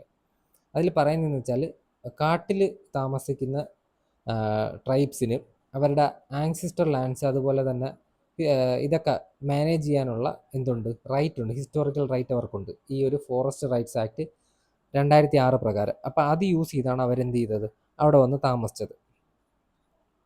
ഓക്കെ, ഇനി കുറച്ച് റീസെൻ്റ് ആയിട്ടുള്ള ടൈഗർ റിസർവ് റിലേറ്റഡ് ന്യൂസ് നോക്കുവാണെങ്കിൽ India officially 6th nation wide tiger census start ചെയ്തിട്ടുണ്ട് 2005 അവസാനത്തോടു കൂടി. ഏറെക്കുറെ 4 ലക്ഷം സ്ക്വയർ കിലോമീറ്ററാണ് കവർ ചെയ്യാൻ പോകുന്ന ഏരിയ. 58 ടൈഗർ റിസർവ്, എല്ലാ ടൈഗർ റിസർവും കവർ ചെയ്യുന്നുണ്ട്. AI അസിസ്റ്റഡ് മോഡൽസും ക്യാമറ ട്രാപ്സും ജനറ്റിക് സാമ്പിളിങ്ങും ഒക്കെയാണ് ഇതിന് വേണ്ടിയിട്ട് അവർ യൂസ് ചെയ്യാൻ പോകുന്നത്. ഓക്കെ, ഇനി പ്രിലിമിനറി റിപ്പോർട്ട് സജസ്റ്റ് ചെയ്യുന്ന 10 മുതൽ 15% ടൈഗർ പോപ്പുലേഷനിൽ ഇൻക്രീസ് ഉണ്ടാവാൻ സാധ്യത ഉണ്ട് എന്നാണ്. 2022 റെക്കോർഡ് എന്ന് പറയുന്നത് 3682 ടൈഗേഴ്സാണ്. അപ്പോൾ അത് മറികടക്കുമെന്നാണ് പറയപ്പെടുന്നത്. What significant achievement did Mohan Bagan super giant accomplished by winning the ISL 2024-25 title? Okay, they won the title without losing a single match. They won the title with a 100% win rate at home. They became the second team to win both the ISL League Shield and ISL Cup in the same season. They became the first team to win the ISL title twice. Okay, ഇതിൻ്റെ ഉത്തരം നോക്കുവാണെങ്കിൽ they became the second team to win both the ISL League Shield and ISL Cup at the same season. ഇങ്ങനത്തെ questions ഒക്കെ RRB ഇടുന്നത് എന്താണെന്ന് വെച്ചാൽ ഇതിൽ നമ്മൾ ISL ലീഗ് ഷീൽഡ് ജയിച്ചത് ആര്, അതുപോലെ തന്നെ ISL കപ്പ് ജയിച്ചത് ആര് എന്നൊക്കെ ഉള്ള കാര്യങ്ങൾ പഠിച്ചു വെക്കണം. അതിന് വേണ്ടിയിട്ടാണ്. അപ്പം അതിന് വേണ്ടിയിട്ടാണ് ഇങ്ങനെയുള്ള ചോദ്യം ഇടുന്നത്. ഒരിക്കലും എന്താണ് 100% വിൻ റേറ്റ് എന്നോ അല്ലെങ്കിൽ ഒരു മാച്ചും തോറ്റിട്ടില്ല, അതൊന്നും അത്ര ഇമ്പോർട്ടൻ്റ് ആയിട്ടുള്ള കാര്യമൊന്നുമില്ല.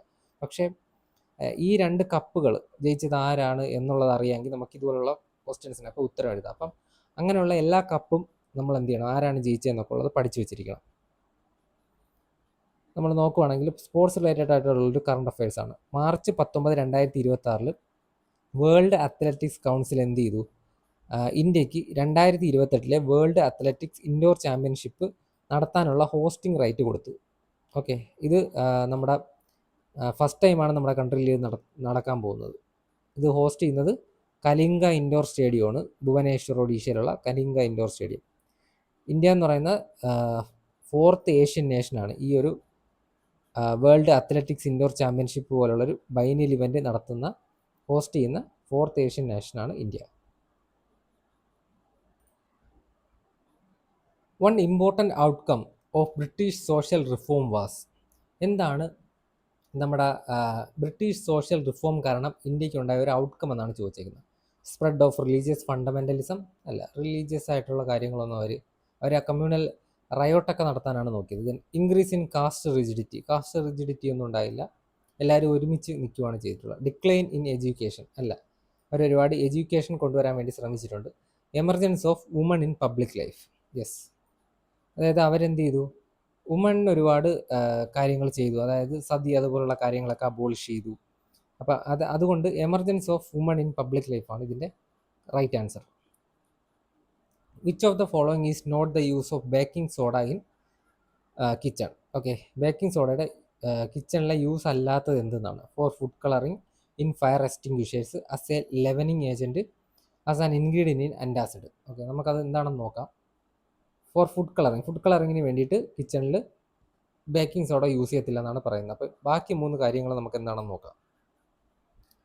ലീവനിങ് ഏജൻറ്റ് എന്ന് പറഞ്ഞാൽ നമ്മൾ ഈ ബ്രെഡ് അതുപോലെ കേക്കൊക്കെ നല്ല പൊങ്ങി വരാൻ, ഫ്ലഫി ആവാൻ വേണ്ടിയിട്ട് നമ്മൾ യൂസ് ചെയ്യുന്നതാണ് ബേക്കിംഗ് സോഡ. ബേക്കിംഗ് സോഡ എന്ന് വെച്ചാൽ NaHCO3, sodium bicarbonate. Okay, NaHCO3 ആണ് എന്ത് ബേക്കിംഗ് സോഡ. ഇതെങ്ങനെയാണെന്ന് വെച്ചാൽ ഇത് നമ്മൾ എന്തെങ്കിലും ആസിഡിക് ആയിട്ടുള്ള ഒരു ഇൻഗ്രീഡിയൻറ്റിലൂടെ ചേർക്കുമ്പോൾ, ബട്ടർ മിൽക്കോ ലെമൺ ജ്യൂസോ വിനീഗറോ ആയിട്ട് ചേർക്കുമ്പോൾ എന്ത് സംഭവിക്കും? ഇതിൽ ഒരു കെമിക്കൽ റിയാക്ഷൻ ഉണ്ടാക്കും. NaHCO3+, H+ എവിടെയുണ്ട്? അസിഡിക് ആയിട്ടുള്ള ഇൻഗ്രീഡിയൻറ്റിലുണ്ട്. അതെന്ത് തരും? Na++ water plus carbon dioxide. ഈ കാർബൺ ഡൈ ഓക്സൈഡ് എന്താവും? മാവിനകത്ത് ബബിൾസ് ഉണ്ടാക്കും. ബബിൾസ് ഉണ്ടാക്കിയിട്ട് ഓവനിൽ വെച്ച് നമ്മളത് ഹീറ്റ് ചെയ്യുമ്പോൾ ഈ ബബിളുകൾ എക്സ്പാൻഡ് ആയിട്ട് നമ്മുടെ ആ കേക്ക് നല്ല റൈസായി ഫ്ലഫിയായി വരികയാണ് ചെയ്യുന്നത്.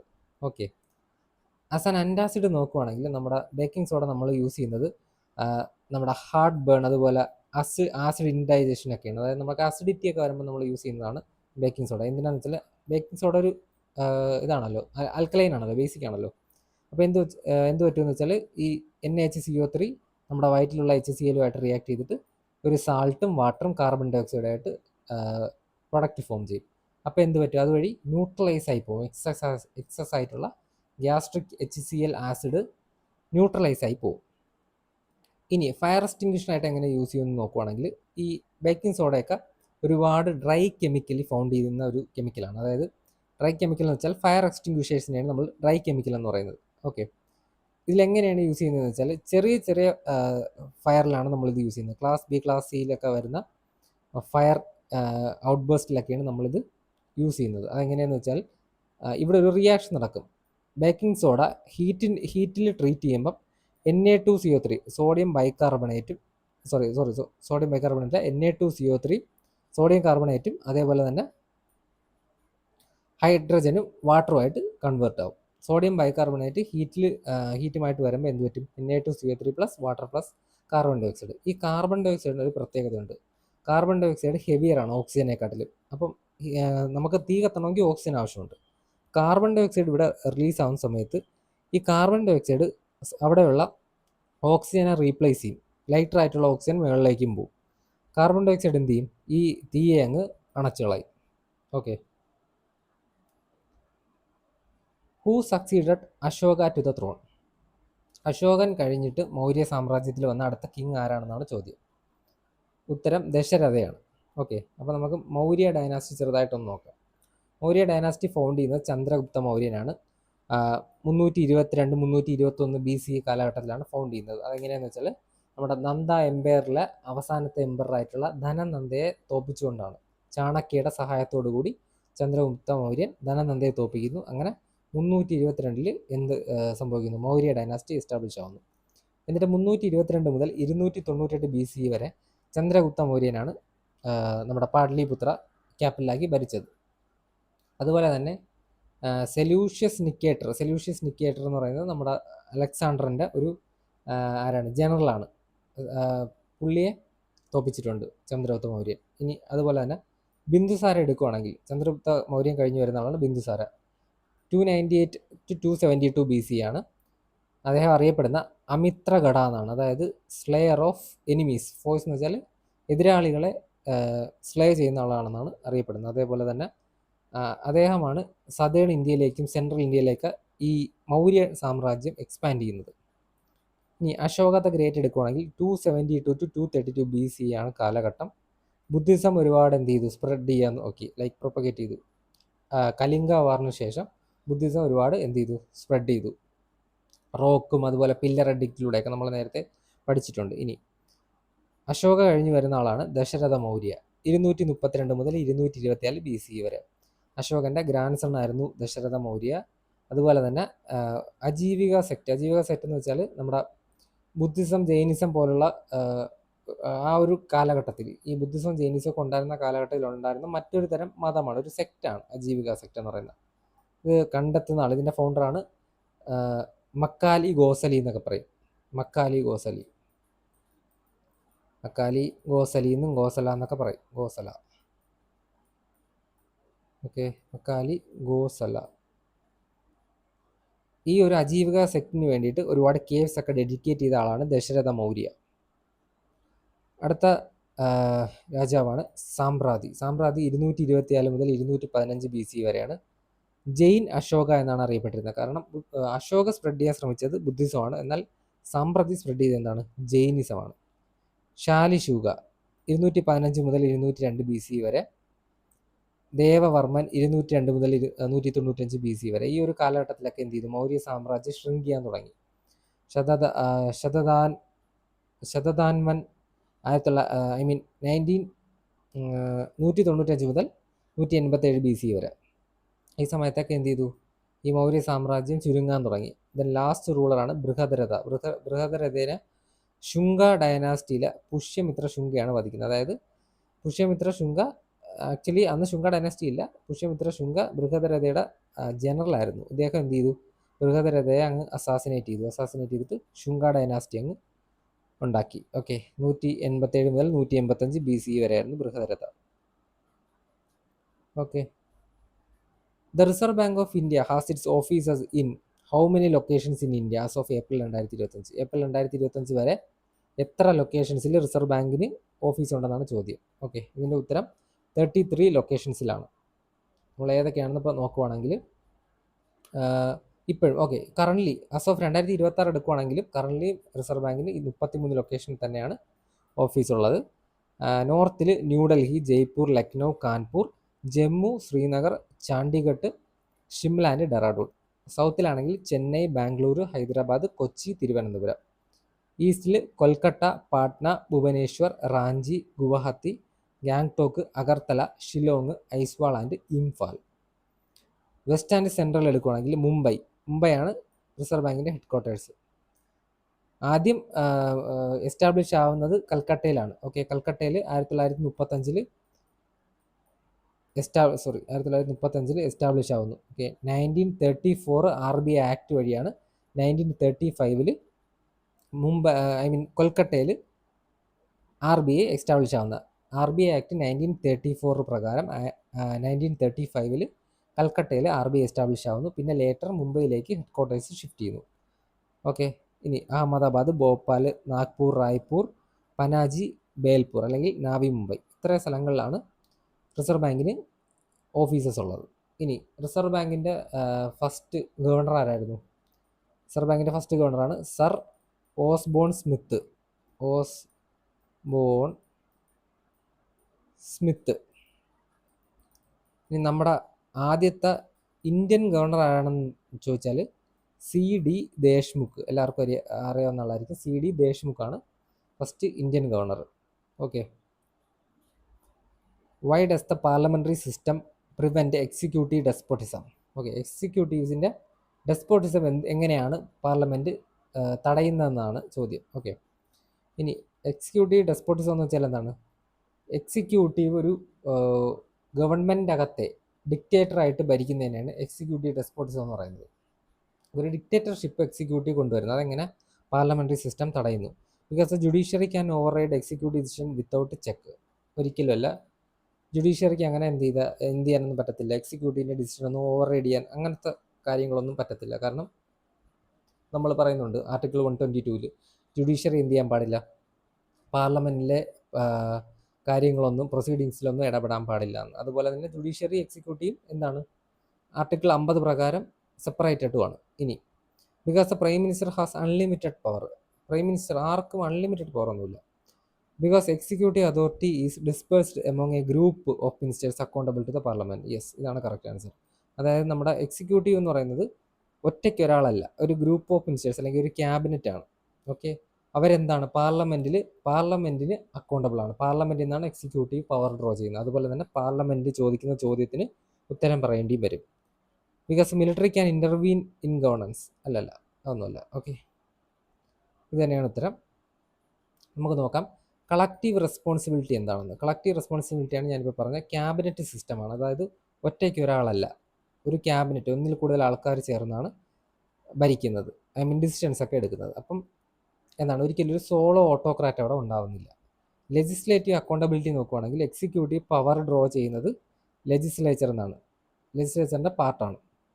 അതുപോലെ തന്നെ എല്ലാ ദിവസവും പാർലമെൻറ്റിൽ ക്വസ്റ്റ്യൻസ് ഉണ്ടാവും, അതിന് ആൻസർ ചെയ്യണം. അതുപോലെ തന്നെ അവർ നടത്തുന്ന ഓരോ പോളിസികളും എക്സ്പെൻഡിച്ചേഴ്സൊക്കെ എന്ത് ചെയ്യണം, അവരുടെ കൂട്ടത്തിലുള്ളവരോടും അവരുടെ ഒപ്പോസിഷൻ പാർട്ടിക്കൊക്കെ ജസ്റ്റിഫൈ ചെയ്ത് കൊടുക്കണം. ഇനി വോട്ട് ഓഫ് നോ കോൺഫിഡൻസ് എന്ന് പറഞ്ഞാൽ അതിന് അൾട്ടിമേറ്റ് ചെക്ക് എന്നാണ് പറയുന്നത്. അതായത് ലെജിസ്ലേച്ചറിന് ഈ ഗവൺമെൻറ്റിലുള്ള വിശ്വാസം പോയി കഴിഞ്ഞാൽ ഉടനെ നോ കോൺഫിഡൻസ് മോഷൻ പാസ് ചെയ്യാൻ പറ്റും. അത് പാസ് ചെയ്ത് കഴിഞ്ഞാൽ ഉടനെ തന്നെ ഗവൺമെൻറ് റിസൈൻ ചെയ്ത് പിരിച്ചുവിട്ടിരിക്കും. റോൾ ഓഫ് ഒപ്പോസിഷൻ എന്താണെന്ന് വെച്ചാൽ ഒപ്പോസിഷനെ വാച്ച് ഡോഗ് എന്നാണ് വിളിക്കുന്നത്. ഓക്കെ, വാച്ച് ഡോഗ് അതെന്താണെന്ന് വെച്ചാൽ അവർ ക്വസ്റ്റ്യൻ അവറിലും അതുപോലെ തന്നെ ക്വസ്റ്റ്യൻ അവറിൽ അവരെന്ത് ചെയ്യും, പാർലമെൻറ്റിൽ ക്വസ്റ്റ്യൻസ് ചോദിക്കും. അതുപോലെ അഡ്ജോൺമെൻറ്റ് മോഷൻസ് ഒക്കെ നടത്തും. അതായത് ഒരു പാർലമെൻറ്റ് സിറ്റിങ് എന്ത് ചെയ്യും, എൻഡ് ചെയ്യും. അഡ്ജോൺമെൻറ്റ് എന്ന് പറഞ്ഞാൽ സ്പീക്കർ ഒരു പാർലമെൻറ്റ് സിറ്റിംഗ് എൻഡ് ചെയ്യുന്നതാണ്. അതുപോലെ അഡ്ജോൺമെൻറ്റ് സൈൻ ഡൈ എന്നൊക്കെ പറയും. സൈൻ ഡൈ, സൈൻ നമ്മുടെ സൈൻ തീറ്റയുടെ സൈൻ ഡൈ. അഡ്ജോൺമെൻറ്റ് സൈൻ ഡൈ എന്ന് പറഞ്ഞാൽ ഇതേപോലെ തന്നെയാണ്. അതായത് നമ്മുടെ സ്പീക്കർ എന്ത് ചെയ്യും, സ്പീക്കർ അല്ലെങ്കിൽ ചെയർമാൻ, ലോക്സഭയിലാണെങ്കിൽ സ്പീക്കർ, രാജ്യസഭയിലാണെങ്കിൽ ചെയർമാൻ എന്ത് ചെയ്യും, ഒരു സിറ്റിങ്ങിനെ എന്ത് ചെയ്യുന്നതാണ്, എൻഡ് ചെയ്യുന്നതാണ്. വെറും അഡ്ജോൺമെൻ്റ് ആണെങ്കിൽ ടെമ്പററി ആയിട്ടുള്ള എൻഡിങ് ആയിരിക്കും. പക്ഷേ സൈൻ ഡൈ, അഡ്ജോൺമെൻറ്റ് സൈൻ ഡൈ ആണെങ്കിൽ പെർമനൻ്റ് ആയിട്ട് എന്ത് ചെയ്യും, ആ ഒരു സിറ്റിങ്ങിനെ അവസാനിപ്പിക്കുന്നതാണ്. അതുപോലെ പ്രൊറോഗേഷനും ഡിസൊല്യൂഷനും ഉണ്ട്. പ്രൊറോഗേഷൻ ചെയ്യുന്നത് പ്രസിഡൻ്റാണ്. പ്രൊറോഗേഷൻ എന്ന് പറഞ്ഞാൽ ഒരു സെഷൻ അവസാനിപ്പിക്കുന്നതാണ്. ഇതിപ്പം പാർലമെൻ്റ് ആണെങ്കിൽ ഒരു 3 സെഷൻസ് ആണുള്ളത് പ്രധാനമായിട്ടും. Monsoon session, winter session and budget session. അപ്പോൾ ഈ സെഷൻസ് മൊത്തത്തിൽ അവസാനിപ്പിക്കുന്ന പ്രസിഡൻ്റാണ്. അതിനെയാണ് പ്രൊറോഗേഷൻ എന്ന് പറയുന്നത്. പിന്നെ ഡിസൊല്യൂഷൻ എന്ന് പറഞ്ഞാൽ അതും ഡിസൊല്യൂഷൻ മൊത്തത്തിൽ നമ്മുടെ ലോക്സഭ തന്നെ മൊത്തത്തിൽ പിരിച്ചുവിടുന്നതാണ്. അപ്പോൾ എന്ത് ചെയ്യും, അത് അടുത്ത ഇലക്ഷൻ വരും. അത് ചെയ്യുന്നത് പ്രസിഡന്റ് തന്നെയാണ്. പക്ഷേ പ്രൈം മിനിസ്റ്ററിൻ്റെ അഡ്വൈസോട് കൂടിയാണ് പ്രസിഡന്റ് അത് ചെയ്യുന്നത്. ഇനി ഡുവൽ എക്സിക്യൂട്ടീവ് എന്ന് പറഞ്ഞാൽ സെപ്പറേറ്റ് ഹെഡാണ്. അതായത് ഈ ഹെഡ് ഓഫ് സ്റ്റേറ്റ് എന്ന് പറയുന്ന പ്രസിഡൻ്റാണ്. അതുപോലെ ഹെഡ് ഓഫ് ഗവൺമെൻറ് എന്ന് പറയുന്നത് പ്രൈം മിനിസ്റ്ററാണ്. അതെന്തിനാണ് അങ്ങനെ കൊടുത്തേക്കുന്നത് വെച്ചാൽ മിലിറ്ററി അതോറിറ്റിയും അതുപോലെ തന്നെ പൊളിറ്റിക്കൽ പവറും ഒരാളുടെ കയ്യിൽ വരാതിരിക്കാനാണ്. മിലിറ്ററി അതോറിറ്റി ആര് എടുക്കും, നമ്മുടെ പ്രസിഡന്റ് എടുക്കും. എന്നാൽ പൊളിറ്റിക്കൽ പവർ ആരായിരിക്കും, പ്രൈം മിനിസ്റ്ററും ആയിരിക്കും. ഇപ്പോൾ രണ്ടും കൂടെ ഒരാളുടെ കയ്യിൽ വന്നാൽ പ്രശ്നമാണ്. അപ്പോൾ അതുകൊണ്ട് 2 ആക്കി കൊടുത്തിട്ടുണ്ട്. Okay, what is the primary objective of the Trinetra project developed by IIT Tirupati? IIT Tirupati develop ചെയ്ത ത്രൈനേത്ര പ്രോജക്റ്റിൻ്റെ പ്രൈമറി ഒബ്ജക്റ്റ് എന്താണെന്നാണ് ചോദ്യം. To implement AI driven surveillance systems in schools, to create a cyber security curriculum for university students, to develop a mobile game promoting cyber security awareness, to establish a national cyber security task force. ഇതിന് ഉത്തരം to develop a mobile game promoting cyber security awareness ആണ്. Okay, നമുക്ക് പ്രധാനപ്പെട്ട IIT related ആയിട്ടുള്ള അല്ലെങ്കിൽ educational institution related ആയിട്ടുള്ള news നോക്കാം. QS world university rankings 2026 എടുത്തപ്പം IIT Delhi എന്ത് ചെയ്തു, 150-ാം റാങ്കിൽ നിന്ന് 123-ാം റാങ്കിലേക്ക് കയറി. അതോടുകൂടി ഇന്ത്യയിലെ ടോപ്പ് റാങ്ക്ഡ് യൂണിവേഴ്സിറ്റിയാണ് ഏത്, IIT ഡൽഹി. ഓക്കെ, ഇനി IIT ഗുവാഹത്തി എന്ത് ചെയ്തു, മാർച്ച് 2026 ഒരു ഡുവൽ 2 രീതിയിൽ യൂസ് ചെയ്യാൻ പറ്റുന്ന ഒരു കാറ്റലിസ്റ്റ് കണ്ടെത്തി. MXine എന്നാണ് അതിൻ്റെ പേര്. അതെന്ത് ചെയ്യുമെന്ന് വെച്ചാൽ അത് ക്ലീൻ ഹൈഡ്രജനും അതോടൊപ്പം തന്നെ സോളാർ പവർ യൂസ് ചെയ്തിട്ടുള്ള വാട്ടർ ഡിസലൈനേഷൻ, അതായത് ഉപ്പ് എന്ത് ചെയ്യും, മാറ്റുന്നത്, ഉപ്പ് റിമൂവ് ചെയ്യുന്നതും, ഈ 2 കാര്യങ്ങളും ഒരുമിച്ച് ചെയ്യാൻ പറ്റുന്നൊരു കാറ്റലിസ്റ്റാണ്. ഈ 2 കാര്യത്തിലും അതിനെ ഉപയോഗിക്കാൻ പറ്റും. ഓക്കെ, ക്ലീൻ ഹൈഡ്രജൻ പ്രൊഡ്യൂസ് ചെയ്യാനും സോളാർ പവേർഡ് ആയിട്ടുള്ള വാട്ടർ ഡീസലൈനേഷനും. ഇനി IIT ജോധ്പൂർ ചെയ്ത് എന്താണെന്ന് വെച്ചാൽ അവർ advanced flexible semiconductor sensors കണ്ടെത്തി. എന്തിനാണ്, ഡിസീസുകൾ എയർലി മുന്നേ തന്നെ ഡിറ്റക്ട് ചെയ്യാൻ വേണ്ടിയിട്ട്. ഓക്കെ, ഡിസീസിൻ്റെ എയർലി ഡിറ്റക്ഷന് വേണ്ടിയിട്ട് advanced flexible semiconductors sensors IIT Jodhpur കണ്ടുപിടിച്ചു. ഇനി IIT ഹൈദരാബാദ് ആണെങ്കിൽ അവർ national hub for semiconductor research എന്നാണ് അറിയപ്പെടുന്നത്. കാരണം എന്ന് വെച്ചാൽ അവർ 210 മുകളിൽ പേറ്റൻ്റാണ് കഴിഞ്ഞ വർഷം ഈ സെമി കണ്ടക്ടറുമായിട്ട് റിലേറ്റഡ് ആയിട്ട് അവർ നേടിയെടുത്തത് IIT ഹൈദരാബാദ്. IIT മണ്ടി എടുക്കുകയാണെങ്കിൽ അവർക്ക് അവിടുത്തെ ഫിസിസിസ്റ്റിന് കിട്ടിയ അവാർഡാണ് fundamental physics breakthrough prize. അതെന്തിനാണെന്ന് വെച്ചാൽ അവരുടെ CERN എക്സ്പെരിമെൻസിലെ കോൺട്രിബ്യൂഷന് വേണ്ടിയിട്ടാണ്. CERN എക്സ്പെരിമെൻസ് എന്ന് വെച്ചാൽ അഡ്വാൻസ്ഡ് ആയിട്ടുള്ള ഫിസിക്സ് എക്സ്പെരിമെൻസിനെയാണ് CERN എക്സ്പെരിമെൻസ് എന്ന് പറയുന്നത്. ഓക്കെ, അതിനവർക്ക് fundamental physics breakthrough prize കിട്ടി IIT മണ്ടിക്ക്. Who holds the position of president of the international criminal court as of April 2025? ആരാണ് ഇന്റർനാഷണൽ ക്രിമിനൽ കോർട്ടിൻ്റെ പ്രസിഡന്റ് ഏപ്രിൽ 2025 നോക്കുവാണെങ്കിൽ judge Tomoko Akane, judge Karim A Khan, judge Silvia Fernandez de Gurmendi, judge പിയോറട്ട് Hofmanski. ഉത്തരം judge തൊമാക്കോ അക്കാനെയാണ്. നമ്മൾ current നോക്കുവാണെങ്കിൽ 2024 മുതൽ 27 വരെ ഉള്ള ആൾക്കാരാണ് നോക്കുന്നത്. ഓക്കെ, ഇന്റർനാഷണൽ ക്രിമിനൽ കോർട്ടിൻ്റെ പ്രസിഡൻ്റാണ് തൊമോക്കോ അക്കാനെ, ജപ്പാൻകാരിയാണ്. ഇനി ഫസ്റ്റ് വൈസ് പ്രസിഡന്റും സെക്കൻഡ് വൈസ് പ്രസിഡന്റും ഉണ്ട്. അതായത് ആദ്യത്തെ വൈസ് പ്രസിഡന്റ് എന്നല്ല, അതായത് ഒരേ സമയത്ത് തന്നെ പ്രസിഡന്റും ഫസ്റ്റ് വൈസ് പ്രസിഡന്റ് എന്ന് പറഞ്ഞൊരു ചെയറുണ്ട്, സെക്കൻഡ് വൈസ് പ്രസിഡന്റ് എന്ന് പറഞ്ഞൊരു ചെയറുണ്ട്. ഫസ്റ്റ് വൈസ് പ്രസിഡന്റാണ് റൊസാരിയോ സാൽവത്തോർ ഐത്താല, ഒരു ഇറ്റലിക്കാരനാണ്. ഓക്കെ, സെക്കൻഡ് വൈസ് പ്രസിഡന്റാണ് റെയ്നി അലാപ്പിനി ഗൻസാവോ, ഒരു ബെനിൻകാരിയാണ്. ഓക്കെ, ഇവർ രണ്ടുപേർ, ഇതും സ്ത്രീയാണ്. ഈ റൊസാരിയോ സാൽവത്തോർ ഐത്താല ഒരു മെയിലാണ്. ഓക്കെ, ഇനി ICJ നേടിയിട്ടുണ്ടാവും, ഇന്റർനാഷണൽ കോർട്ട് ഓഫ് ജസ്റ്റിസ്. ഇത് ഇന്റർനാഷണൽ ക്രിമിനൽ കോർട്ടും ഇത് ഇന്റർനാഷണൽ കോർട്ട് ഓഫ് ജസ്റ്റിസുമാണ്. ഇന്റർനാഷണൽ കോർട്ട് ഓഫ് ജസ്റ്റിസിന്റെ പ്രസിഡന്റാണ് യുജി ഇവാസവ, ഒരു ജപ്പാൻകാരനാണ്. ഇനി വൈസ് പ്രസിഡന്റ് ആണെങ്കിൽ ജൂലിയ സെബുറ്റിൻ്റെ, ഉഗാണ്ടക്കാരിയാണ്. Okay, Julia Sebutinde. ഇനി ഇന്റർനാഷണൽ കോർട്ട് ഓഫ് ജസ്റ്റിസിൻ്റെയും ഇന്റർനാഷണൽ ക്രിമിനൽ കോർട്ടിൻ്റെയും രണ്ടിൻ്റെയും ഹെഡ് ക്വാർട്ടേഴ്സ് നെതർലാൻഡ്സിലെ ഹേഗ് തന്നെയാണ്. രണ്ടും ഒരേ സ്ഥലത്താണ്, നെതർലാൻഡ്സിലെ ഹേഗ്. അതുപോലെ തന്നെ എന്താണ് ഈ ഇന്റർനാഷണൽ കോർട്ട് ഓഫ് ജസ്റ്റിസ് എന്താണ്, ഒരു യുണൈറ്റഡ് നേഷൻ്റെ പ്രിൻസിപ്പൽ ജുഡീഷ്യൽ ഓർഗനാണ്. പക്ഷേ ഇന്റർനാഷണൽ ക്രിമിനൽ കോർട്ട് അങ്ങനെയല്ല, അവരൊരു ഇൻഡിപെൻഡൻറ്റ് ഇന്റർനാഷണൽ ഓർഗനൈസേഷനാണ്. ഇനി ഇന്റർനാഷണൽ കോർട്ട് ഓഫ് ജസ്റ്റിസ് എടുക്കുകയാണെങ്കിൽ അവർ നോക്കുന്ന കേസുകളെന്ന് വെച്ചാൽ രാജ്യങ്ങൾ തമ്മിലുള്ള ഡിസ്പ്യൂട്ട്സ് ആണ്. പക്ഷേ ഇന്റർനാഷണൽ ക്രിമിനൽ കോർട്ട് അങ്ങനെയല്ല, അവർ ഇന്റർനാഷണൽ ക്രിമിനൽസിനെ, ഇൻഡിവിജ്വൽസിൻ്റെ പ്രോസിക്യൂഷനാണ് അവർ നോക്കുന്നത്. ഓക്കെ,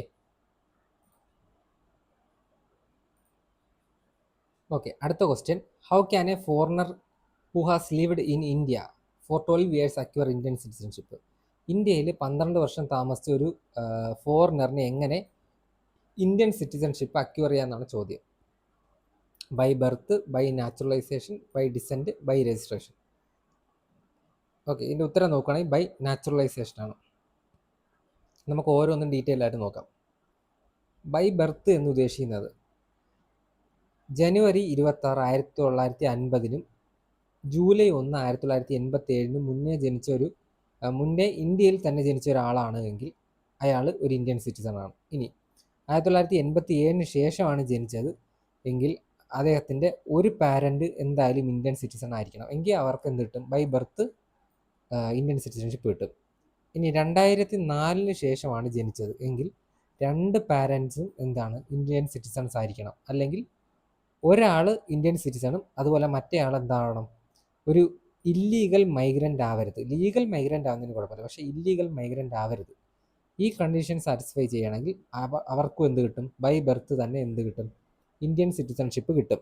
ഇനി ബൈ ഡിസെൻറ്റ് എന്ന് പറഞ്ഞാൽ ഒരു ഇന്ത്യക്ക് പുറത്ത് ജനിച്ച ഒരാൾ, a person born outside India, പക്ഷെ അയാളുടെ ഫാദർ ഇന്ത്യൻ സിറ്റിസൺ ആണ്, അല്ലെങ്കിൽ ഏതെങ്കിലും ഒരു പാരൻറ്റ് ഇന്ത്യൻ സിറ്റിസൺ ആണെങ്കിൽ അയാൾ ജനിക്കുന്ന സമയത്ത് അയാൾക്ക് ബൈ ഡിസെൻറ്റ് എന്ത് കിട്ടും, ഇന്ത്യൻ സിറ്റിസൺഷിപ്പ് കിട്ടും. 1950 എന്ത്, ഫാദർ ഇന്ത്യൻ സിറ്റിസൺ ആവേണ്ടത്. ആഫ്റ്റർ 1950 ഫാദർ ഇന്ത്യൻ സിറ്റിസൺ ആവേണ്ടത്. പക്ഷേ അത് 1992 വരെ അത് ബാധകമാവും. പക്ഷേ 1992 കഴിഞ്ഞ് കഴിഞ്ഞാൽ എന്താവണം, ഏതെങ്കിലും ഒരാൾ ഇന്ത്യൻ സിറ്റിസൺ ആയാൽ മതി, ഏതർ പാരന്റ് ഇന്ത്യൻ സിറ്റിസൺ ആയാൽ മതി. 1950 കഴിഞ്ഞ് 1992 വരെ അച്ഛൻ തന്നെ ഇന്ത്യൻ സിറ്റിസൺ ആവണമായിരുന്നു ഈ കണ്ടീഷൻ സാറ്റിസ്ഫൈ ചെയ്യണമെങ്കിൽ. പക്ഷേ 1992 ശേഷം ഏതെങ്കിലും ഒരു പാരന്റ് ഇന്ത്യൻ സിറ്റിസൺ ആയാൽ മതി. ഇനി 2004 മുതൽ എന്ത് ചെയ്യണമെന്ന് വെച്ചാൽ അങ്ങനത്തെ ബർത്തുകളെല്ലാം ഇന്ത്യൻ കോൺസുലേറ്റിൽ 1 വർഷത്തിനുള്ളിൽ രജിസ്റ്റർ ചെയ്താൽ ബൈ ഡിസെൻറ്റ് എന്ത് കിട്ടും, ഇന്ത്യൻ സിറ്റിസൺഷിപ്പ് കിട്ടും. ഇനി ബൈ രജിസ്ട്രേഷൻ എന്ന് പറഞ്ഞാൽ person of Indian origin, PIO എന്ന് പറയും. പേഴ്സൺ ഓഫ് ഇന്ത്യൻ ഒറിജിൻ അല്ലെങ്കിൽ ഇന്ത്യൻ സിറ്റിസൺസിൻ്റെ സ്പൗസസ്, അതായത് പാർട്ട്നേഴ്സിന്, അല്ലെങ്കിൽ ഇന്ത്യൻ സിറ്റിസൺസിൻ്റെ മൈനറായിട്ടുള്ള മക്കൾക്ക്, ഇവർക്കൊക്കെ ഇന്ത്യയിലൊരു 7 വർഷം ജീവിച്ചു കഴിഞ്ഞാൽ അവർക്ക് എന്ത് ചെയ്യാൻ പറ്റും, രജിസ്ട്രേഷൻ ചെയ്യാൻ പറ്റും, അപ്ലൈ ചെയ്യാൻ വേണ്ടി ഈ ഇന്ത്യൻ സിറ്റിസൺഷിപ്പ് കിട്ടാൻ വേണ്ടിയിട്ട്. ഇനി ബൈ നാച്ചുറലൈസേഷൻ എടുക്കുവാണെങ്കിൽ ഒരു ഫോറിനറിന് ഇന്ത്യൻ സിറ്റിസൺഷിപ്പ് കിട്ടാനുള്ള പ്രൊസീജിയറാണ് ബൈ നാച്ചുറലൈസേഷൻ എന്ന് പറയുന്നത്. അതെന്താണെന്ന് വെച്ചാൽ 12 വർഷം ഇന്ത്യയിൽ ജീവിച്ചിട്ടുണ്ടാവണം, അതുപോലെ നല്ല സ്വഭാവമായിരിക്കണം, ആൻഡ് എട്ടാമത്തെ നമ്മുടെ കോൺസ്റ്റിറ്റ്യൂഷനിലെ 8ാമത്തെ ഷെഡ്യൂളിൽ പറയുന്ന ഏതെങ്കിലും ഒരു ലാംഗ്വേജിൽ നമുക്ക് നോളജ് ഉണ്ടാവണം ആ ഫോറിനറിന്. എങ്കിൽ എന്ത് കിട്ടും? ഇന്ത്യൻ സിറ്റിസൺഷിപ്പ് കിട്ടും. 2019 സിറ്റിസൺഷിപ്പ് അമെൻമെൻറ്റ് ആക്ട് വന്നതോടുകൂടി ഇതിനെ 5 വർഷമായിട്ട് ചുരുക്കിയിട്ടുണ്ട്. എല്ലാവർക്കും കിട്ടത്തില്ല, പക്ഷേ ചില സ്പെസിഫിക് മൈനോറിറ്റി ഗ്രൂപ്പ്സിന് ഈ 5 വർഷത്തെ ഇത് കിട്ടും. അതായത് പാകിസ്ഥാനിൽ നിന്നും അഫ്ഗാനിസ്ഥാനിൽ നിന്നും ബംഗ്ലാദേശിൽ നിന്നൊക്കെ വന്ന ഹിന്ദുസ്, സിഖ്സ്, ജെയിൻസ്, ബുദ്ധിസ്റ്റ്, ക്രിസ്ത്യൻസ്, പാഴ്സീസ് ഇങ്ങനെയൊക്കെയുള്ള കുറച്ച് മൈനോറിറ്റി ഗ്രൂപ്പ്സിന് 5 വർഷം താമസിച്ചാൽ മതി, അവർക്ക് ബൈ നാച്ചുറലൈസേഷൻ എന്ത് കിട്ടും? ഇന്ത്യൻ സിറ്റിസൺഷിപ്പ് കിട്ടും. ഇനി ബൈ ഇൻകോർപ്പറേഷൻ ഓഫ് ടെറിട്ടറി എടുക്കുകയാണെങ്കിൽ, ഇന്ത്യ ഒരു ഫോറിൻ ടെറിട്ടറി കീഴ്പ്പെടുത്തിയെന്ന് വെച്ചോ, അവിടെയുള്ള ആൾക്കാർക്ക് മൊത്തം ബൈ ഇൻകോർപ്പറേഷൻ ഓഫ് ടെറിട്ടറി വഴി എന്ത് കിട്ടും? ഇന്ത്യൻ സിറ്റിസൺഷിപ്പ് കിട്ടും. അതിനൊരു എക്സാമ്പിളാണ് പോണ്ടിച്ചേരി. 1962 ഫ്രാൻസുകാരിൽ നിന്ന് പോണ്ടിച്ചേരി കൈക്കലാക്കിയപ്പം അവിടെയുള്ള ആൾക്കാരെല്ലാം ഇന്ത്യൻ സിറ്റിസൺസ് ആയി. ഇനി ഇന്ത്യൻ സിറ്റിസൺഷിപ്പ് എങ്ങനെയൊക്കെ നഷ്ടപ്പെടാം? ആദ്യത്തെ മെത്തഡാണ് റെനൗൺസിയേഷൻ. അതായത് ഒരു അഡൾട്ടായിട്ടുള്ള ഇന്ത്യൻ സിറ്റിസൺ അദ്ദേഹത്തിന് ഇന്ത്യൻ സിറ്റിസൺഷിപ്പ് വേണ്ട എന്ന് പറയുവാണെങ്കിൽ വോളണ്ടറിലി എന്താണ് സിറ്റിസൺഷിപ്പ് ലോസ് ആവും. അതാണ് റെനൗൺസിയേഷൻ. ടെർമിനേഷൻ എന്ന് പറഞ്ഞാൽ ഓട്ടോമാറ്റിക്കായിട്ട് ലോസ് ആവുന്നത്. അതായത് മറ്റൊരു രാജ്യത്തെ സിറ്റിസൺഷിപ്പ് ഒരു ഇന്ത്യൻ സിറ്റിസൺ നേടിക്കഴിഞ്ഞാൽ ഓട്ടോമാറ്റിക്കലി ഇന്ത്യൻ സിറ്റിസൺഷിപ്പ് പോകും. കാരണം സിംഗിൾ സിറ്റിസൺഷിപ്പാണ് ഇന്ത്യയിൽ നിലവിലുള്ളത്. ഇനി ഡിപ്രൈവേഷൻ അല്ലെങ്കിൽ കമ്പൽസറി എന്ന് പറഞ്ഞാൽ എന്തെങ്കിലും ഒരു തെറ്റോ അങ്ങനെ എന്തെങ്കിലുമൊക്കെ ഒരാൾ ചെയ്തിട്ടുണ്ടെങ്കിൽ അയാളുടെ ഇന്ത്യൻ സിറ്റിസൺഷിപ്പ് എടുത്ത് കളയേണ്ടത് അനിവാര്യമാണ് എങ്കിൽ സെൻട്രൽ ഗവൺമെൻറ് എന്ത് ചെയ്യും? അത് കമ്പൽസറി ആയിട്ട് ടെർമിനേറ്റ് ചെയ്ത് കളയും. ഓക്കെ, ആർട്ടിക്കിൾ 5 to 11 ആണ്, അതും കൂടെ നോക്കി. ആർട്ടിക്കിൾ 5 to 11 ആണ് എന്ത്? പാർട്ട് 2. ആർട്ടിക്കിൾ 5 to 11 ആണ് സിറ്റിസൺഷിപ്പിനെ പറ്റി പറയുന്ന ആർട്ടിക്കിളുകൾ. Okay, in most Unix based operating systems which command is used to create an empty file if the file does not already exist. ഒരു യൂണിക്സ് ബേസ്ഡ് ആയിട്ടുള്ള ഓപ്പറേറ്റിംഗ് സിസ്റ്റത്തിൽ ഏത് കമാൻഡ് യൂസ് ചെയ്താണ് നമ്മൾ ഒരു എംപ്റ്റി ഫയൽ ക്രിയേറ്റ് ചെയ്യേണ്ടതെന്നാണ് ചോദ്യം. CP, MKDIR, touch, MK file. ഇതിൻ്റെ ഉത്തരം ടച്ച് ആണ്. ഓക്കെ, നമുക്ക് യൂണിക്സ് ബേസ്ഡ് ഓപ്പറേറ്റിംഗ് സിസ്റ്റം എന്താണെന്ന് നോക്കാം. ഇത് അതിൻ്റെ ഒരു ഇൻ്റർഫേസ് ആണ്. ഇങ്ങനെയുള്ള സിസ്റ്റത്തിനാണ് നമുക്കിപ്പോൾ ലിനക്സ് OS ഉണ്ട്, അതുപോലെ വിൻഡോസ് ഉണ്ട്, iOS ഉണ്ട്, ഇങ്ങനെ പല ഓപ്പറേറ്റിംഗ് സിസ്റ്റംസ് ഉണ്ട്, ആൻഡ്രോയിഡ് ഉണ്ട്. ഇതെന്ന് പറയുന്ന യുണിക്സ് എന്ന് പറയുന്ന ഒരു ടൈപ്പ് ഓഫ് ഓപ്പറേറ്റിംഗ് സിസ്റ്റമാണ്. ഇതിലെ പ്രധാനപ്പെട്ട കമാൻഡുകൾ നോക്കാം. നാവിഗേഷന് വേണ്ടി യൂസ് ചെയ്യുന്ന 4 കമാൻഡാണ് PWD, LS, CD, 3 എണ്ണം. ഓക്കെ, PWD എന്ന് വെച്ചാൽ പ്രിൻറ്റ് വർക്കിംഗ് ഡയറക്ടറി എന്നാണ്. അതായത് നമ്മൾ ആ ഒരു യുണിക്സിൽ ഏത് ഭാഗത്താണ് ഇപ്പം നിൽക്കുന്നതെന്ന് അറിയാൻ വേണ്ടിയിട്ടാണ് PWD കമാൻഡ്. LS എന്ന് വെച്ചാൽ ലിസ്റ്റ് ഫയൽസ് അല്ലെങ്കിൽ ഡയറക്ടറീസ്. ഒരു ഫോൾഡറിലുള്ള ഫയൽസും ഡയറക്ടറീസും ലിസ്റ്റ് ചെയ്യാനാണ് LS യൂസ് ചെയ്യുന്നത്. CD എന്ന് വെച്ചാൽ ഡയറക്ടറി ചേഞ്ച് ചെയ്യാൻ വേണ്ടിയിട്ടാണ്, ഒരു മറ്റൊരു ഡിഫറെൻറ്റ് ഫോൾഡറിലേക്ക് പോകാൻ വേണ്ടിയിട്ട്. ഫയൽ ഓപ്പറേഷൻസിൽ വരുന്നതാണ് ടച്ച് എന്ന് വെച്ചാൽ നമ്മുടെ ഇപ്പോഴത്തെ ക്വസ്റ്റൻ ആയിരുന്നു, എംപ്റ്റി ആയിട്ടുള്ളൊരു ന്യൂ ഫയൽ ക്രിയേറ്റ് ചെയ്യാൻ വേണ്ടിയിട്ട്. MKDR എന്ന് വെച്ചാൽ മേക്ക് ഡയറക്ടറിയാണ്, ഒരു ന്യൂ ഫോൾഡർ ക്രിയേറ്റ് ചെയ്യാൻ. CP എന്ന് വെച്ചാൽ കോപ്പി ഫയൽസ് അല്ലെങ്കിൽ ഡയറക്ടറീസ്. MB എന്ന് വെച്ചാൽ ഒരു ഡയറക്ടറി റീനെയിം അല്ലെങ്കിൽ മൂവ് ചെയ്യാൻ വേണ്ടിയിട്ട്. RM എന്ന് വെച്ചാൽ ഡിലീറ്റ് ചെയ്യാൻ, ഒരു ഫയൽ അല്ലെങ്കിൽ ഒരു ഡയറക്ടറി റിമൂവ് ചെയ്യാൻ.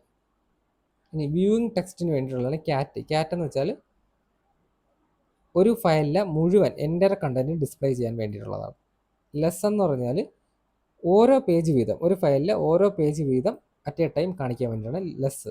ഹെഡ് അല്ലെങ്കിൽ ടെയിൽ എന്ന് വെച്ചാൽ ഏതെങ്കിലും ഒരു ഫയലിൻ്റെ ആദ്യത്തെയോ അല്ലെങ്കിൽ അവസാനത്തെയോ 10 ലൈൻ മാത്രം കാണിക്കാൻ വേണ്ടിയിട്ടുള്ളതാണ്. ഗ്രപ്പ് എന്ന് പറഞ്ഞാൽ ഫയൽസിനകത്ത് തന്നെ ചില സ്പെസിഫിക് ആയിട്ടുള്ള ടെക്സ്റ്റ് പാറ്റേൺസ് ഒക്കെ കാണും. അപ്പോൾ അത് സെർച്ച് ചെയ്ത് കണ്ടെത്താൻ വേണ്ടിയിട്ടാണ് ഗ്രപ്പ് യൂസ് ചെയ്യുന്നത്. ഓക്കെ, ടെക്സ്റ്റ് പാറ്റേൺസ് എന്ന് വെച്ചാൽ ഇപ്പോൾ നമുക്കിപ്പോൾ ഈ ഒരു പവർ പോയിന്റിൽ എവിടെയൊക്കെ ഒരു വാക്കുണ്ട്, ഇപ്പം NTPC എന്ന് എവിടെയൊക്കെ എഴുതിയിട്ടുണ്ടെന്ന് നോക്കണമെങ്കിൽ നമ്മൾ സെർച്ച് ചെയ്യുമല്ലോ ഫൈൻഡിൽ കയറിയിട്ട്, അതേപോലത്താണ് ഗ്രപ്പ്. ഇനി സിസ്റ്റം ഇൻഫോയിൽ വരുന്ന കമാൻഡാണ് ടോപ്പും ടോപ്പും. ഓക്കെ, ടോപ്പ് എന്ന് പറഞ്ഞാൽ എന്താണ്? ഒരു റിയൽ ടൈമിൽ സിസ്റ്റം എന്തൊക്കെ പ്രോസസ്സ് ചെയ്യുന്നു അല്ലെങ്കിൽ എന്തൊക്കെ റിസോഴ്സസ് യൂസ് ചെയ്യുന്നു എന്ന് മോണിറ്റർ ചെയ്യാൻ വേണ്ടിയിട്ടാണ് ടോപ്പ് അല്ലെങ്കിൽ ടോപ്പ് യൂസ് ചെയ്യുന്നത്. DHF യൂസ് ചെയ്യുന്നത് ഫ്രീ ആയിട്ടുള്ള ഡിസ്ക് സ്പേസ്, ഹ്യൂമൻ റീഡബിൾ ആയിട്ടുള്ള ഫ്രീ ഡിസ്ക് സ്പേസ് കണ്ടെത്താനാണ്. DFH. ഫ്രീ H ആണെങ്കിൽ റാമിലുള്ള യൂസ്ഡും അല്ലെങ്കിൽ അവൈലബിളും ആയിട്ടുള്ള മെമ്മറി കണ്ടെത്താനാണ്. നെയിം എ യൂസ് ചെയ്യുന്നത് നമ്മുടെ സിസ്റ്റത്തിൻ്റെ കേർണൽ ഇൻഫർമേഷൻസ് കാണിക്കാൻ വേണ്ടിയിട്ട്. ഇനി പെർമിഷൻസ് വരുവാണെങ്കിൽ CH മോഡ് എന്ന് വെച്ചാൽ ചേഞ്ച് മോഡാണ്. അതുപോലെ CH ഓൺ എന്ന് വെച്ചാൽ ഓണറിനെ ചേഞ്ച് ചെയ്യണം. ഒരു ഫയലിൻ്റെ ഒരു ഡയറക്ടറിൻ്റെയൊക്കെ ഓണറിനെ ചേഞ്ച് ചെയ്യാൻ വേണ്ടിയിട്ടാണ്. സുഡോ എന്ന് വെച്ചാൽ അഡ്മിനിസ്ട്രേറ്റീവ് പ്രിവിലേജോട് കൂടി ഏതെങ്കിലും ഒരു കമാൻഡ് എക്സിക്യൂട്ട് ചെയ്യാൻ വേണ്ടിയിട്ടാണ് സുഡോ കമാൻഡ് യൂസ് ചെയ്യുന്നത്. പിങ് എന്ന് വെച്ചാൽ നമ്മുടെ നെറ്റ്വർക്ക് ഹോസ്റ്റുമായിട്ടുള്ള കണക്ടിവിറ്റിയൊക്കെ ടെസ്റ്റ് ചെയ്യാൻ വേണ്ടിയിട്ടുള്ളത്. കേർൾ എന്ന് വെച്ചാൽ എന്താണ് നമ്മുടെ സെർവറിൽ നിന്ന് ഡേറ്റ അങ്ങോട്ട് കൊടുക്കുക അല്ലെങ്കിൽ ഇങ്ങോട്ട് അപ്ലോഡോ ഡൗൺലോഡോ ചെയ്യാൻ വേണ്ടിയിട്ടാണ് നമ്മൾ കേർൾ കമാൻഡ് യൂസ് ചെയ്യുന്നത്. ഓക്കെ സോ ഇതോടുകൂടി ഈ ക്വസ്റ്റ്യൻ പേപ്പറിൽ നിന്നുള്ള എല്ലാ ജനറൽ അവയർനെസ് ടോപ്പിക്സും നമ്മൾ ഡീറ്റെയിൽ ആയിട്ട് തന്നെ കവർ ചെയ്തിട്ടുണ്ട്. നെക്സ്റ്റ് ലെക്ചറിൽ നമുക്ക് പുതിയൊരു ക്വസ്റ്റ്യൻ പേപ്പറുമായിട്ട് കാണാം. Thank you all for listening to my lecture. എൻ്റെ ക്ലാസ്സസ് നിങ്ങൾക്ക് ഹെൽപ്ഫുൾ ആണെങ്കിൽ please to subscribe, share, like and comment. Okay, thank U.